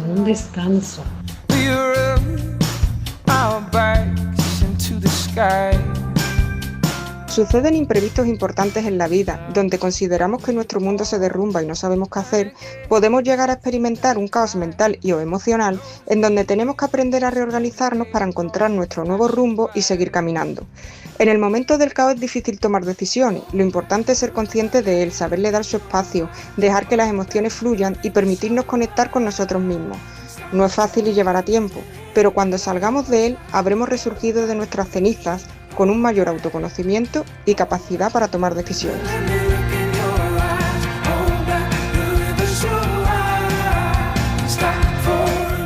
Solo el azar puede dar orden al caos. Muy buenas noches.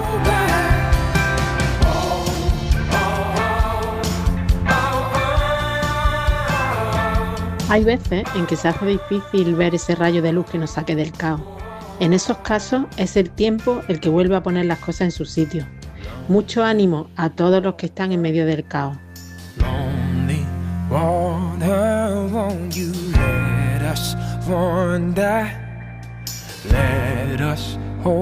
Esta noche las sillas al fresco vienen recomendadas por una farera. Modelo con ciática nos hizo llegar este cortometraje titulado El Fresco, que se ha hecho muy viral en redes sociales. ¡Qué bien se está! ¡Qué fresquito! ¡Hola, Francisca! ¡Hola, María José! ¿Qué pasa? Pues mira, aguantando calor. Ea, yo me callo ahora mismo un ratillo. todo el día ahí que vamos a estar asando como pollos. ¿Pero no te has enterado? No sé qué pasa. Que está ilegal salirte al fresco. No me digas. Sí, se han salido las noticias y de todo. Pues adiós amigos, y no nos podemos salir al fresco. Apaga y vamos, no, pero bueno, ¿qué pasa? ¿Y que sí, Francisca? Madre mía, pollo. Hilario, entiendo que grabar un corto con tu abuela fuese un reto genial, pero de todas las cosas que podría estar haciendo tu abuela, ¿por qué elegiste que estuviese tomando el fresco? Pues porque, bueno, el corto tiene el motivo de hacerse por un concurso que hace Cultura Inquieta todos los años, que es vídeo vertical de verano. Entonces, yo navegando por las redes veo que todo el mundo está hablando de la playa, del mar, de irse de vacaciones. Y yo dije, joder, pero si es que el verano para mí es el fresco. Es que no hay nada más típico que salir al fresco, se hace en todas partes. Efectivamente, eso es. Francisca, dices, a mí que no me quite nadie el fresco. ¿Tú eres una aficionada a salir a la puerta de tu casa? Sí, yo soy una aficionada a salir a la puerta de mi casa. Y tengo unos vecinos enfrente que cuando sales, pues ya empiezas a decir, madre mía, ya está bien que salgáis, que los vais a coger ahí dentro. Madre mía, estáis encerrados como los sapos, y así, la forma que tenemos de hablar aquí en nuestro pueblo. Francisca, dicen que hay algunos pueblos en los que la tradición esta se está perdiendo. ¿Cómo lo ves? Pues lo veo fatal, lo veo, porque la tradición esta que no se debería de perder. Es que es una tradición muy hermosa, bajo mi punto de vista, porque es que yo desde que tengo uso de razón, desde que era chiquitina, me salía con mis padres, con mi abuela, y corría, jugabas, y ahora lo que pasa es que hay más coches, hay más... Claro. Y estás con los muchachillos... Tener cuidado, está que pareces al pastor con las ovejas. Muchachos, los coches. Hilario, teniéndolo tu abuela tan claro, ¿tú sales a tomar el fresco a tus 19 años? Salimos de forma diferente. Normalmente nos juntamos los amigos y nos vamos a algún sitio que corra un poquito el aire en la calle, donde no molestemos mucho, y con nuestra agua y nuestras pipas, ahí en los coches, estamos tranquilamente. Claro, porque poneros en vuestra propia casa, pues os interrumpiría vuestra propia familia, ¿no? Tendréis que estar con los padres, con los abuelos, y no es lo mismo que estar con los amigos. Eso claro. Es. Bueno, también da gusto tanto estar con la familia como estar con los amigos, hay que repartirse. Bueno, es que tengo entendido que vuestra familia es muy numerosa. Francisca, ¿cuántos nietos y bisnietos tienes ya? Porque os deben faltar sillas cuando os juntáis. Tengo 6 hijos, 19 nietos. Madre mía. Y 8 bisnietos. ¿Y alguna vez os juntáis todos en las sillas?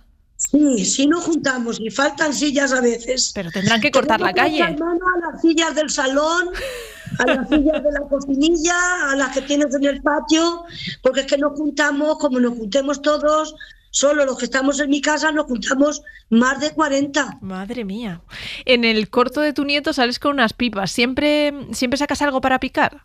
Pues sí. Aquí es que en mi casa, desde luego, es que lo de picar viene desde que eran mis hijos pequeños. Te cuento, mi marido se iba de caza y yo los domingos, como él se iba a cazar, yo me quedaba con mis hijos chiquitines sola, y para mí ir a comprar al kiosco de las chuches y comprarles chuches, yo les decía que hacíamos una fiesta. Y eso desde entonces, a día de hoy, sigue siendo una fiesta.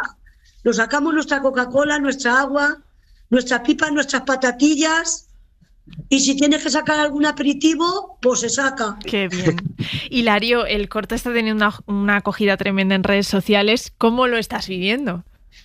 Pues yo lo estoy viviendo un poco pues como en sueño, ¿no? Como que no sabes nunca qué está pasando, que te puede llegar a pasar esto.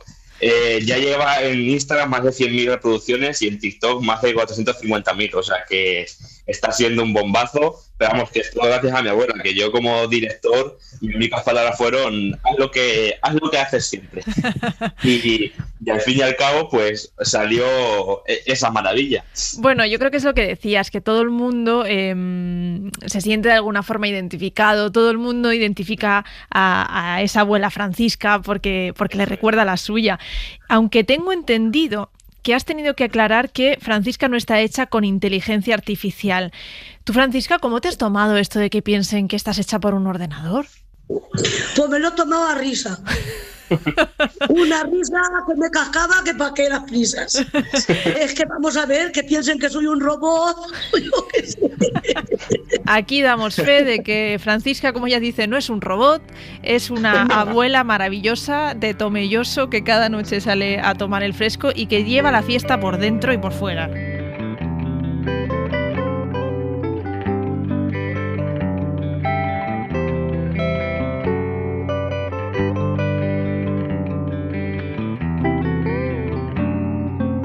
¿Cómo quieres que escriba una canción? Si a tu lado no hay reivindicación.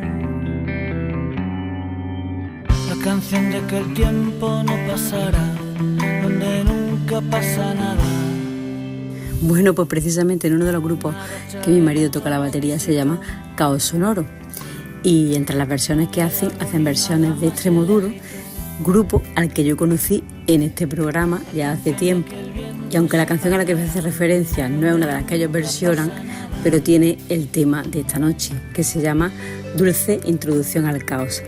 Y esta canción invita a soltar el pasado y abrazar un futuro incierto pero liberador.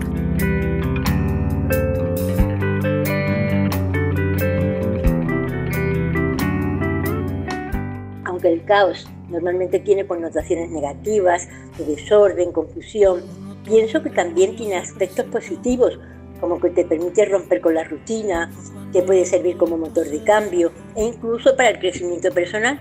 Y abrazar el caos, es decir, aceptarlo en nuestras vidas, nos puede liberar de ansiedad y de estrés y nos ayuda a reconocer que no podemos controlarlo todo. Por supuesto que no. Pero nuestra veleta ni se inmutó. La canción de que el viento se parará, donde nunca pasa nada. El universo sigue leyes perfectas, pero para nosotros es prácticamente impredecible. Pequeñas decisiones, casi invisibles, pueden alterar nuestro destino. Es, como dicen los físicos, un caos con estructura.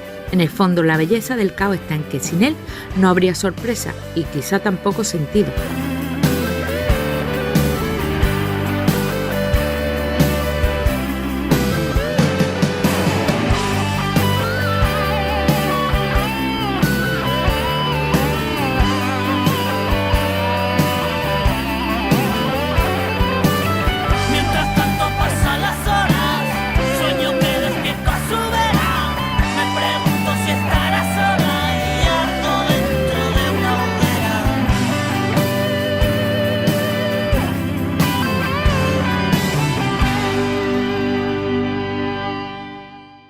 En la cadena SER, El Faro, con Julia Molina.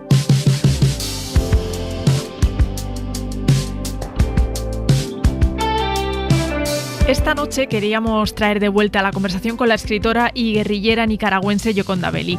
Es una mujer que ha encontrado el éxito en su literatura, que la ha hecho merecedora de una docena de premios, y una activista que desarrolló muy pronto su compromiso con el Frente Sandinista, que vio caer la dictadura de Somoza, pero que ha tenido que vivir en el exilio después de que el gobierno de Daniel Ortega les retirase el pasaporte a ella y a varios centenares de intelectuales de Nicaragua.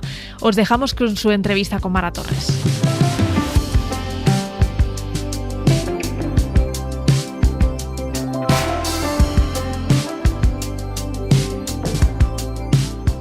Buenas noches. ¿Qué seudónimo quieres que utilicemos al principio de la conversación? Larga carrera. Larga carrera. Vale. Arrancamos en la orilla del mar, nos vamos a despedir después en un faro. Y os pregunto siempre qué relación tenéis con el mar. ¿Cuál es la tuya? Ha sido un amigo desde hace muchísimos años. Desde que era muy niña, nosotros pasábamos temporadas en el mar y siempre yo tenía una relación con el mar que yo creía que el mar me amaba a mí, yo lo amaba a él. Entonces caminaba a la orilla del mar y decía, no me va a mojar. Era todo una ya de niña, ya de niña. Me encantaba ir. Había una roca grande en esa playa y yo me iba a sentar ahí a ver el atardecer. Sí, desde bien joven, como 9 años, una cosa así. Ya cuando te dejan salir, pues, tus padres. Yo querría comenzar en esas noches en la playa, en Poneloya, con tu abuelo. Sí. Tu abuelo enseñándote las constelaciones. Sí. Llévame a ese momento. Bueno, teníamos una casita de troncos y mi abuelo llegaba a pasar temporadas con nosotros. Él vivía en León, que queda cerca de esa playa de Poneloya. Y que llegara mi abuelo era lo más fantástico que pasaba, porque llegaba con libros, él me enseñó a leer a Julio Verne, por ejemplo.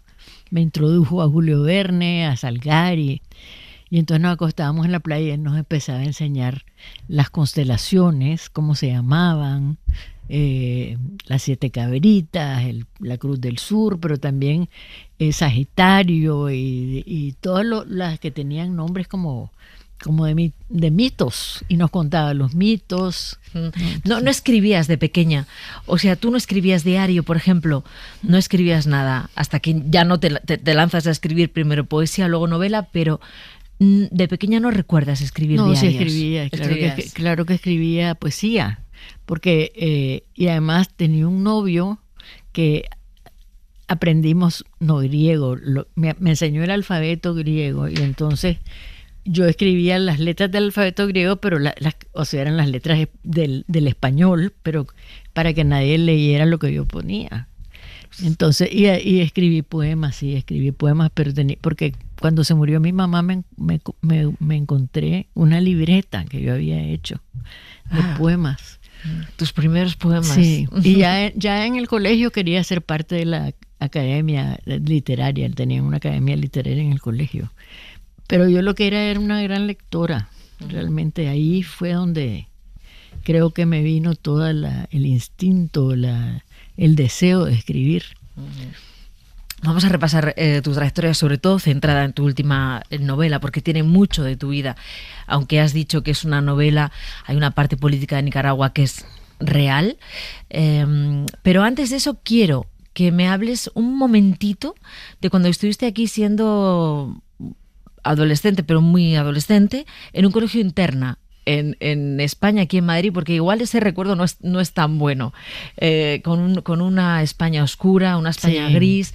Viniste interna, no sé si te envían tus padres. ¿Qué pasó en ese capítulo? Me mandaron interna, porque mi mamá quería que tuviera una educación europea, porque ella era muy así, que le encantaba Europa y todo. Y no quería que fuera a los Estados Unidos, muy, muy inteligente mi madre. Entonces vine a Europa y me metieron en ese internado que queda en la calle Santa Isabel, ahora donde está el Museo Reina Sofía, en la parte de atrás. Y ese se llamaba el Real Colegio de Santa Isabel. Era en un edificio que le había regalado a la reina Mercedes, a las monjas. Y era lúgubre. El edificio era gris, me acuerdo en la mañana que nos llevaban a misa todos los días. Entonces el piso de madera, cómo sonaba, y el frío, que yo no estaba acostumbrada, por supuesto. Yo dormía con abrigo. Sí. ¿Y era una España muy diferente a la España en la que vives ahora? Sumamente, sí. Sí. ¿Alguna vez pensaste, yo un día viviré aquí, en aquella época? No. Jamás. No. ¿La vuelta a Nicaragua cómo fue? Bueno, llegué a Nicaragua. Después de eso fui a estudiar publicidad y periodismo a Filadelfia. Y después ya me fui a Nicaragua y me casé como a los 7 meses de llegar. Sí. ¿Por qué Yoconda Belli se ha puesto larga carrera de seudónimo? Porque he tenido una larga carrera. Muy larga carrera. Pensando en cómo hablar. Lectoras damos fe de tu larga carrera. Una larga carrera. Y además muy variada. Vital y literaria. Sí. Este libro, Un silencio lleno de murmullos, cuenta muchas cosas. Vamos a ir por partes. Abre con un poema. A ver, no es un poema, es un fragmento de La vida sueño. Te lo he recuperado. Te he recuperado La vida sueño por Julio Núñez, 1967. Es uno de los actores que mejor le lleno a Calderón de la Barca y este poema de Segismundo. Dime dónde se va tu cabeza al escucharlo. Que hay quien intente reinar viendo que ha de despertar en el sueño de la muerte.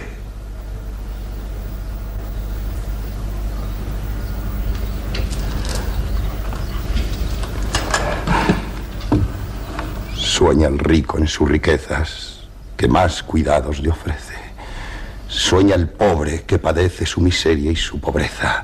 Sueña el que a medrar empieza, sueña el que agravia y ofende, sueña el que afana y pretende. Y en el mundo, en conclusión, todos sueñan lo que son, aunque ninguno lo entiende.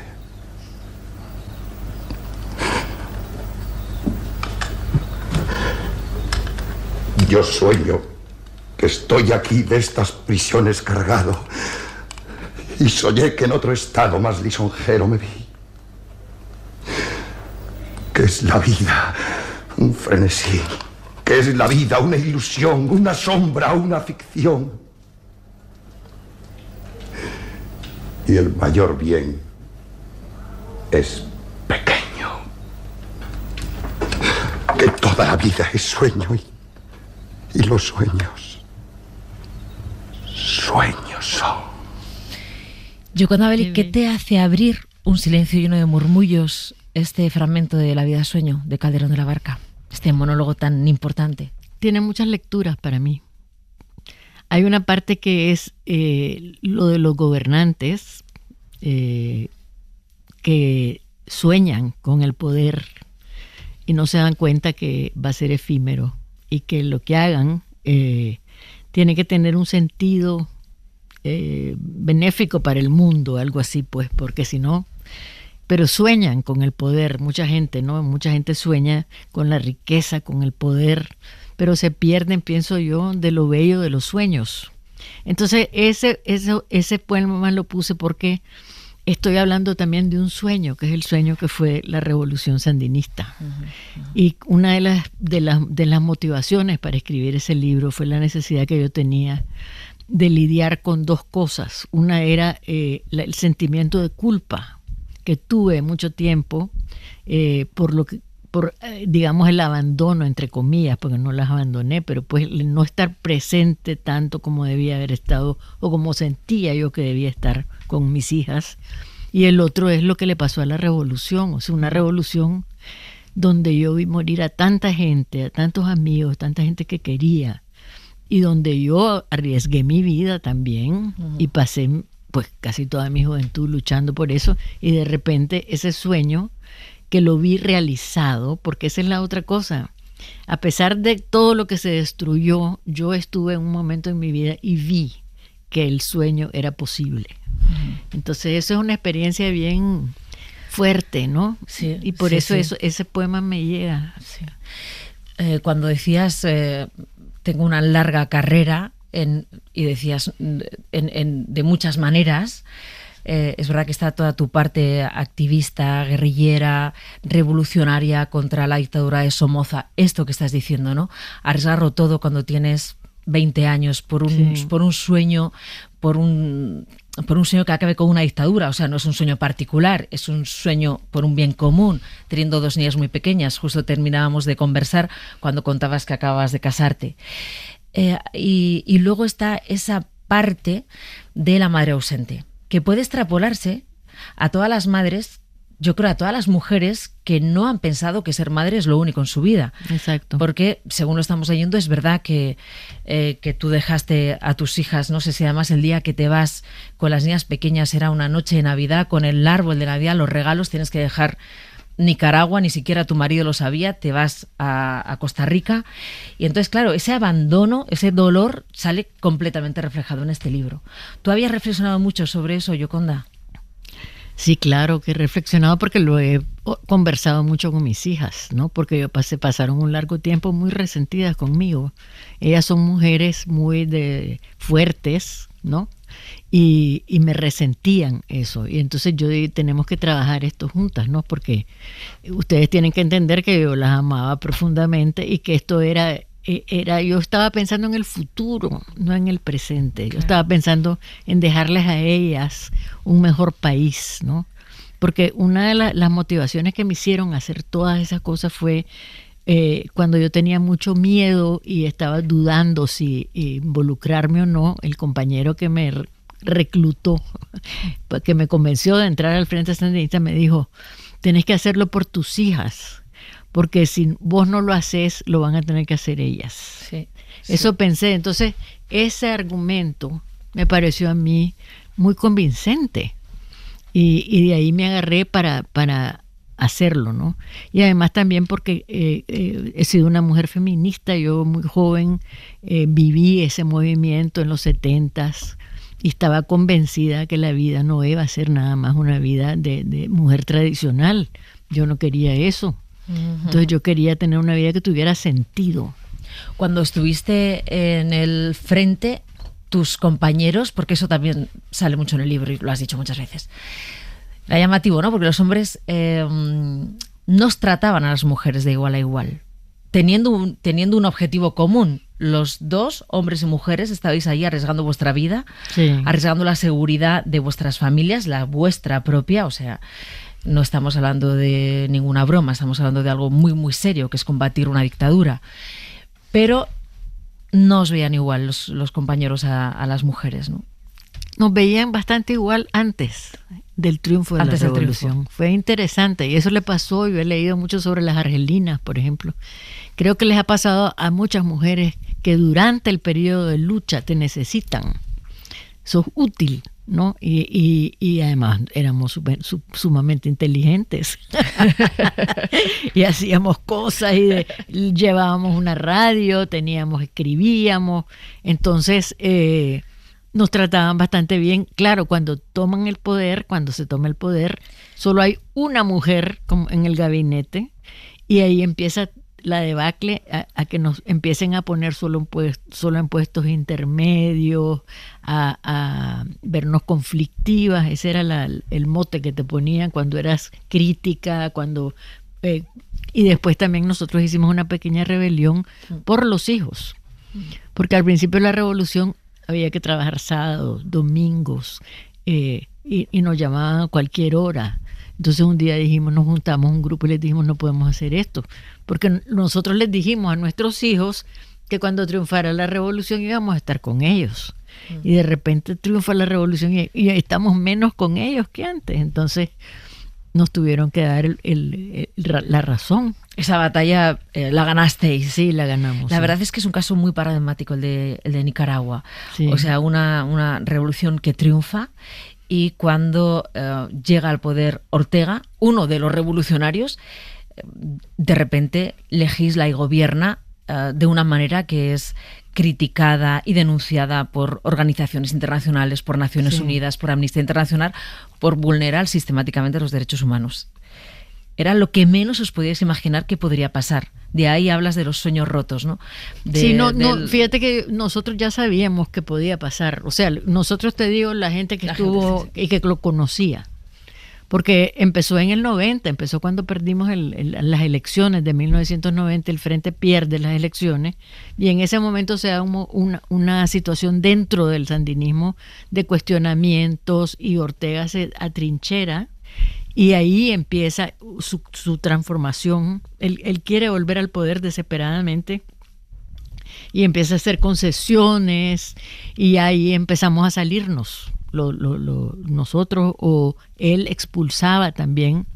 Entonces ya el sandinismo se desvirtúa totalmente. En ese periodo, 16 años pasaron antes de que él volviera al poder. Entonces en esos 16 años hubo un cambio, y además conocimos cosas de él que no sabíamos, como que había abusado de su hijastra, por ejemplo. Ella lo acusó en 1998. O sea, que el Daniel Ortega, que veían ustedes, porque nosotros sí lo veíamos más de cerca, que veía la gente que leía los periódicos y sabía de la revolución, él era el símbolo. Claro, era como un sueño de esa revolución, sí. Acabar con una dictadura y llegar al poder. Dices una cosa, Yoconda Belli, que me gusta mucho, que es que a veces la lucha por los sueños no significa que tú tengas que ver ese sueño cumplido, que igual el sueño se cumple después, que tendemos a ser cortoplacistas en esto, pero que los sueños, también es este poema Luciérnagas. Sí, dice el poema: el tiempo nos ha vaciado de fulgor, pero la oscuridad sigue poblada de luciérnagas. Y esa es la verdad. Y yo eso de los sueños lo creo mucho, porque ha sido un proceso de madurez también llegar a la conclusión de que yo no voy a ver mis sueños cumplidos. O sea, que ya vi una parte, pero que ese otro sueño, y como ninguno de nosotros va a ver sus sueños cumplidos en realidad, porque vivimos muy poco tiempo. Claro. ¿No? Y entonces lo que uno tiene que hacer es construir el sueño día a día para asegurarse que el sueño alguna vez va a suceder. Esa es mi moraleja. Como el sueño de la igualdad entre hombres y mujeres. Nosotras no lo vamos a ver, pero llegará, ocurrirá. Pero en tenemos que seguir luchando luchando para que suceda. Claro. Yoconda Belli, que están los silencios llenos de murmullos y de secretos, ¿no? O sea, ¿el silencio tú lo ves un aliado o un enemigo? A mí me encanta el silencio, pero en ese caso, como estoy hablando de una mujer que se queda sola en la casa de su madre justo cuando empieza el confinamiento por la pandemia, entonces claro, ese silencio es un silencio impuesto, un silencio diferente. Y me encantó la idea esa, porque ¿quién conoce a su madre? Yo, por ejemplo, de mi mamá no supe muchísimas cosas. Sí, pero sí que es verdad que se trata de esa relación entre madres e hijas. La madre desconocida para la hija, la madre que se ha sentido ausente, que no ha estado. Y esa sensación porque aunque uno digamos, haya desarrollado un sentido de sí misma diferente al que nos querían imponer, siempre te queda esa mujer por dentro, que es la mujer tradicional, que te dice, esto no lo deberías hacer, esto. Yo tengo un poema que dice que mujeres que me ven con el dedo acusador y me acusan, ¿no? Porque soy lo que soy, porque me atrevo a ser esta loca, falible, tierna y vulnerable, que se enamora como alma en pena de hombres hermosos, palabras juguetonas. Así tengo un poema que dice todo eso. Y que dice, no me arrepiento de nada. Yoconda, ¿tú te arrepientes de algo o no? Casi no, la verdad, porque yo creo que aún las cosas malas que me han pasado me han hecho crecer. Uh-huh. Y eso lo aprendí de una psicóloga que me curó de un amor tremendo que tuve. Y me acuerdo que me decía, vas a llegar hasta el fondo del barril, pero de ahí solo podés subir para arriba. Y las crisis te van a hacer crecer, y efectivamente esa fue una crisis fundamental en mi vida, porque me di cuenta de que yo estaba buscando un hombre que no existía, ¿no? El hombre perfecto, y que además yo podía ser sin un hombre, ¿no? Y eso fue bien importante, no que me decía, uno no debe amar por necesidad, sino porque quiere amar, porque muchos amores son como de los niños. El niño ama por necesidad, y entonces es necio y está pidiendo. Entonces el amor es dar, y cuando das vas a recibir. O sea, fue bien importante para mí ese periodo, ¿no? De dolor, porque fue muy doloroso. ¿Crees que las mujeres tenemos asumida esa parte en la que ya no tenemos que buscar al hombre perfecto, que nos vendían todas las películas de Hollywood? No, yo creo que todavía no falta. Yo creo que el romance, la idea romántica todavía está muy presente, y nos la ponen a cada rato, ¿no? Nos ponen esos ideales, esos romances, pero esos romances existen. Lo que pasa es que no son todos romances. Ni todos perfectos. Hay partes que son complicadas. Sí. Ni todos perfectos. Sí, ni todo es perfecto. Pero eso, cuando yo dejé de buscar al hombre perfecto, fue que me encontré el hombre que tengo ahora. Que tuve que aceptar un montón de cosas, pero me alegro de haberlas aceptado, porque al final de cuentas lo que acepté fue cosas de su personalidad, no cosas que me hiciera, porque nos llevamos súper bien, pero fue difícil. Fue difícil. Yoconda, ¿te dolió que Nicaragua te echara, te expatriara? O sea, te dijera, tú ya no eres nicaragüense, que el propio gobierno te echara, que además, no sé a cuántos fue, a 100. Éramos como 300. 300. Que os echara del país y dijera, no tenéis la nacionalidad. En ese momento éramos 94, los primeros que... Mira, una cosa es que me duela y otra cosa es que lo vea como una increíble barbarie lo que hicieron, o sea, que no tiene nombre, porque ninguno de nosotros era activo, ni siquiera era personas que escribíamos, gente de los medios, Sergio Ramírez. Entonces no lo sentí como que me estaban quitando la nacionalidad, sentí que me estaban ofendiendo y que estaban haciendo una cosa detestable, como las muchas cosas detestables que han hecho, otra más, ¿no? Pero yo no me siento que me han quitado mi nacionalidad. Yo siento que yo voy a ser nicaragüense hasta el día que me muera, y el día cuando ellos se hayan terminado, mis libros van a decir Gioconda Belli, nicaragüense. Sí. Español ahora también. Para la gente que no entienda, cuando te quitan la nacionalidad, ¿eso qué supone? Tú no te obligan a irte del país, lo que pasa es que tienes limitada cualquier actividad, ¿no? No, te tienes que ir. La mayoría de nosotros ya estábamos fuera porque, y los 212 que estaban en la cárcel y que los sacaron en un avión a Estados Unidos, que era toda la oposición prácticamente. Sí. Todos los candidatos electorales los echaron presos para que no participaran en las elecciones. Entonces, a ellos les quitaron la nacionalidad ya estando en Estados Unidos.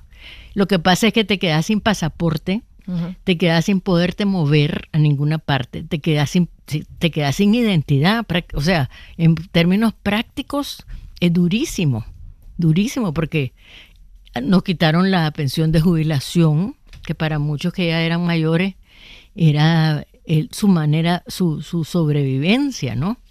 Y todo lo que teníamos, mi casa linda que yo tenía. O sea, todo te lo quitan. Sí, me lo quitaron. O sea, yo ya no tengo casa. Es cuando uno construye una casa, pues ya tenés casa, te sentís que ya tenés como seguridad, ¿no? Ya tenés donde vivir, no tenés que estar alquilando, ya tenés un lugar tuyo. Eso es bien duro que te lo quiten. Y para mis hijos también, o sea, era lo que yo iba a dejarles. Entonces, que te quiten todo lo que nos quitaron, pero lo que me daba más rabia, porque es una injusticia sin nombre, ¿no? Y ahora lo que están haciendo es represión migratoria. Entonces, 300 personas no han podido volver a su país, que no se dan cuenta que son perseguidas políticas, porque no son personas que tal vez pusieron algo en Facebook y de repente llegan al escritorio de la línea aérea y le dicen que no se puede embarcar en el avión.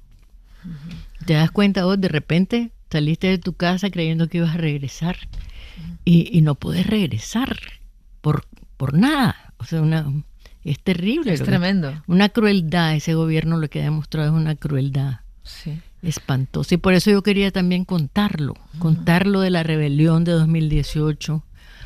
Porque me preguntan el otro día, ¿y por qué no se levantan? ¿Por qué no se rebelan? Pero si nos rebelamos en 2018, o sea, hubo una rebelión, se paró todo el país, pero el miedo que tuvieron ellos de perder el poder los convirtió en monstruos, o sea, en psicópatas, y ahora tienen miedo de todo. Sí. Y entonces se lo quitan haciendo ese tipo de cosas. Ahora hicieron una constitución nueva que dijeron que era una reforma porque no hubo asamblea constituyente ni nada. Hicieron ellos. Y pusieron, ahora la pareja es copresidentes. Sí. Daniel Ortega y su mujer, ¿no? Murillo. Que la mujer es tremenda. Que también era guerrillera, también era sandinista. Era sandinista, sí. He recuperado un fragmentito de una entrevista que te hicieron en el 24 horas donde cortas el pasaporte con las tijeras y dices algo que has dicho hace un par de minutos, pero es que quiero que los oyentes lo retengan. Este documento, para que quede claro, lo voy a romper aquí mismo. ¿En directo? En directo, porque quiero que esté claro que yo no soy este documento. Yo soy Gioconda Belli, soy una poeta nicaragüense, y cuando la historia haya olvidado a estos tiranos, yo todavía voy a estar en mis libros como poeta nicaragüense. Así que mira lo que estoy haciendo, que quede claro que no me van a milanar, que no voy a dejar de ser quien soy por no tener este documento. Este documento además está emitido por un gobierno que yo desconozco, porque es un gobierno que ha asesinado, que nos ha quitado la nacionalidad, nos declara traidores a la patria sin ninguna razón. Yo lo que he hecho es escribir poesía, escribir artículos de opinión, y la mayoría de las personas que están en esa lista son defensores de derechos humanos. No solo me quitan la nacionalidad a mí, sino a mi hijo. a mi hijo y a mi hermano. Es verdad eso, ¿no? Cuando la historia acabe con estos tiranos y se olvide de ellos, la poesía seguirá allí. Gioconda Belli, poeta y escritora nicaragüense, seguirá ahí. Y nadie te podrá quitar el poeta y escritora nicaragüense. Exactamente.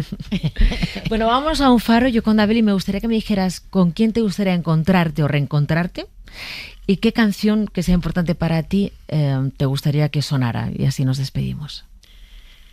Mi sueño sería encontrarme yendo al faro a Virginia Woolf. Muy que bien traído. Es mi escritora que más amo. Sí. Y ese libro al faro es bellísimo. Sí.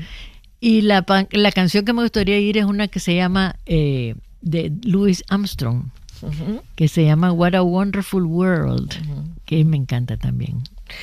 Bueno, Gioconda Belli, autora de una obra que avala una larguísima carrera, pero lo último que hemos leído es Un silencio lleno de murmullos. Muchas gracias por habernos acompañado esta noche aquí en El Faro. Muchísimas gracias por la entrevista, me encantó. I see trees of green, red roses too. I see them bloom for me and you. And I think to myself, what a wonderful world. Con Gioconda Belli terminamos este resumen dominguero. Volvemos mañana, como siempre, a partir de la 1 para hacer El Faro Pijo. Creo que nos vamos a divertir. Hasta mañana, un abrazo.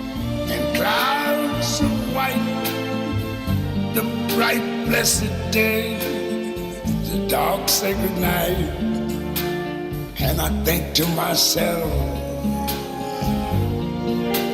what a wonderful world. Para no perderte ningún episodio, síguenos en la aplicación o la web de la SER, Podium Podcast o tu plataforma de audio favorita.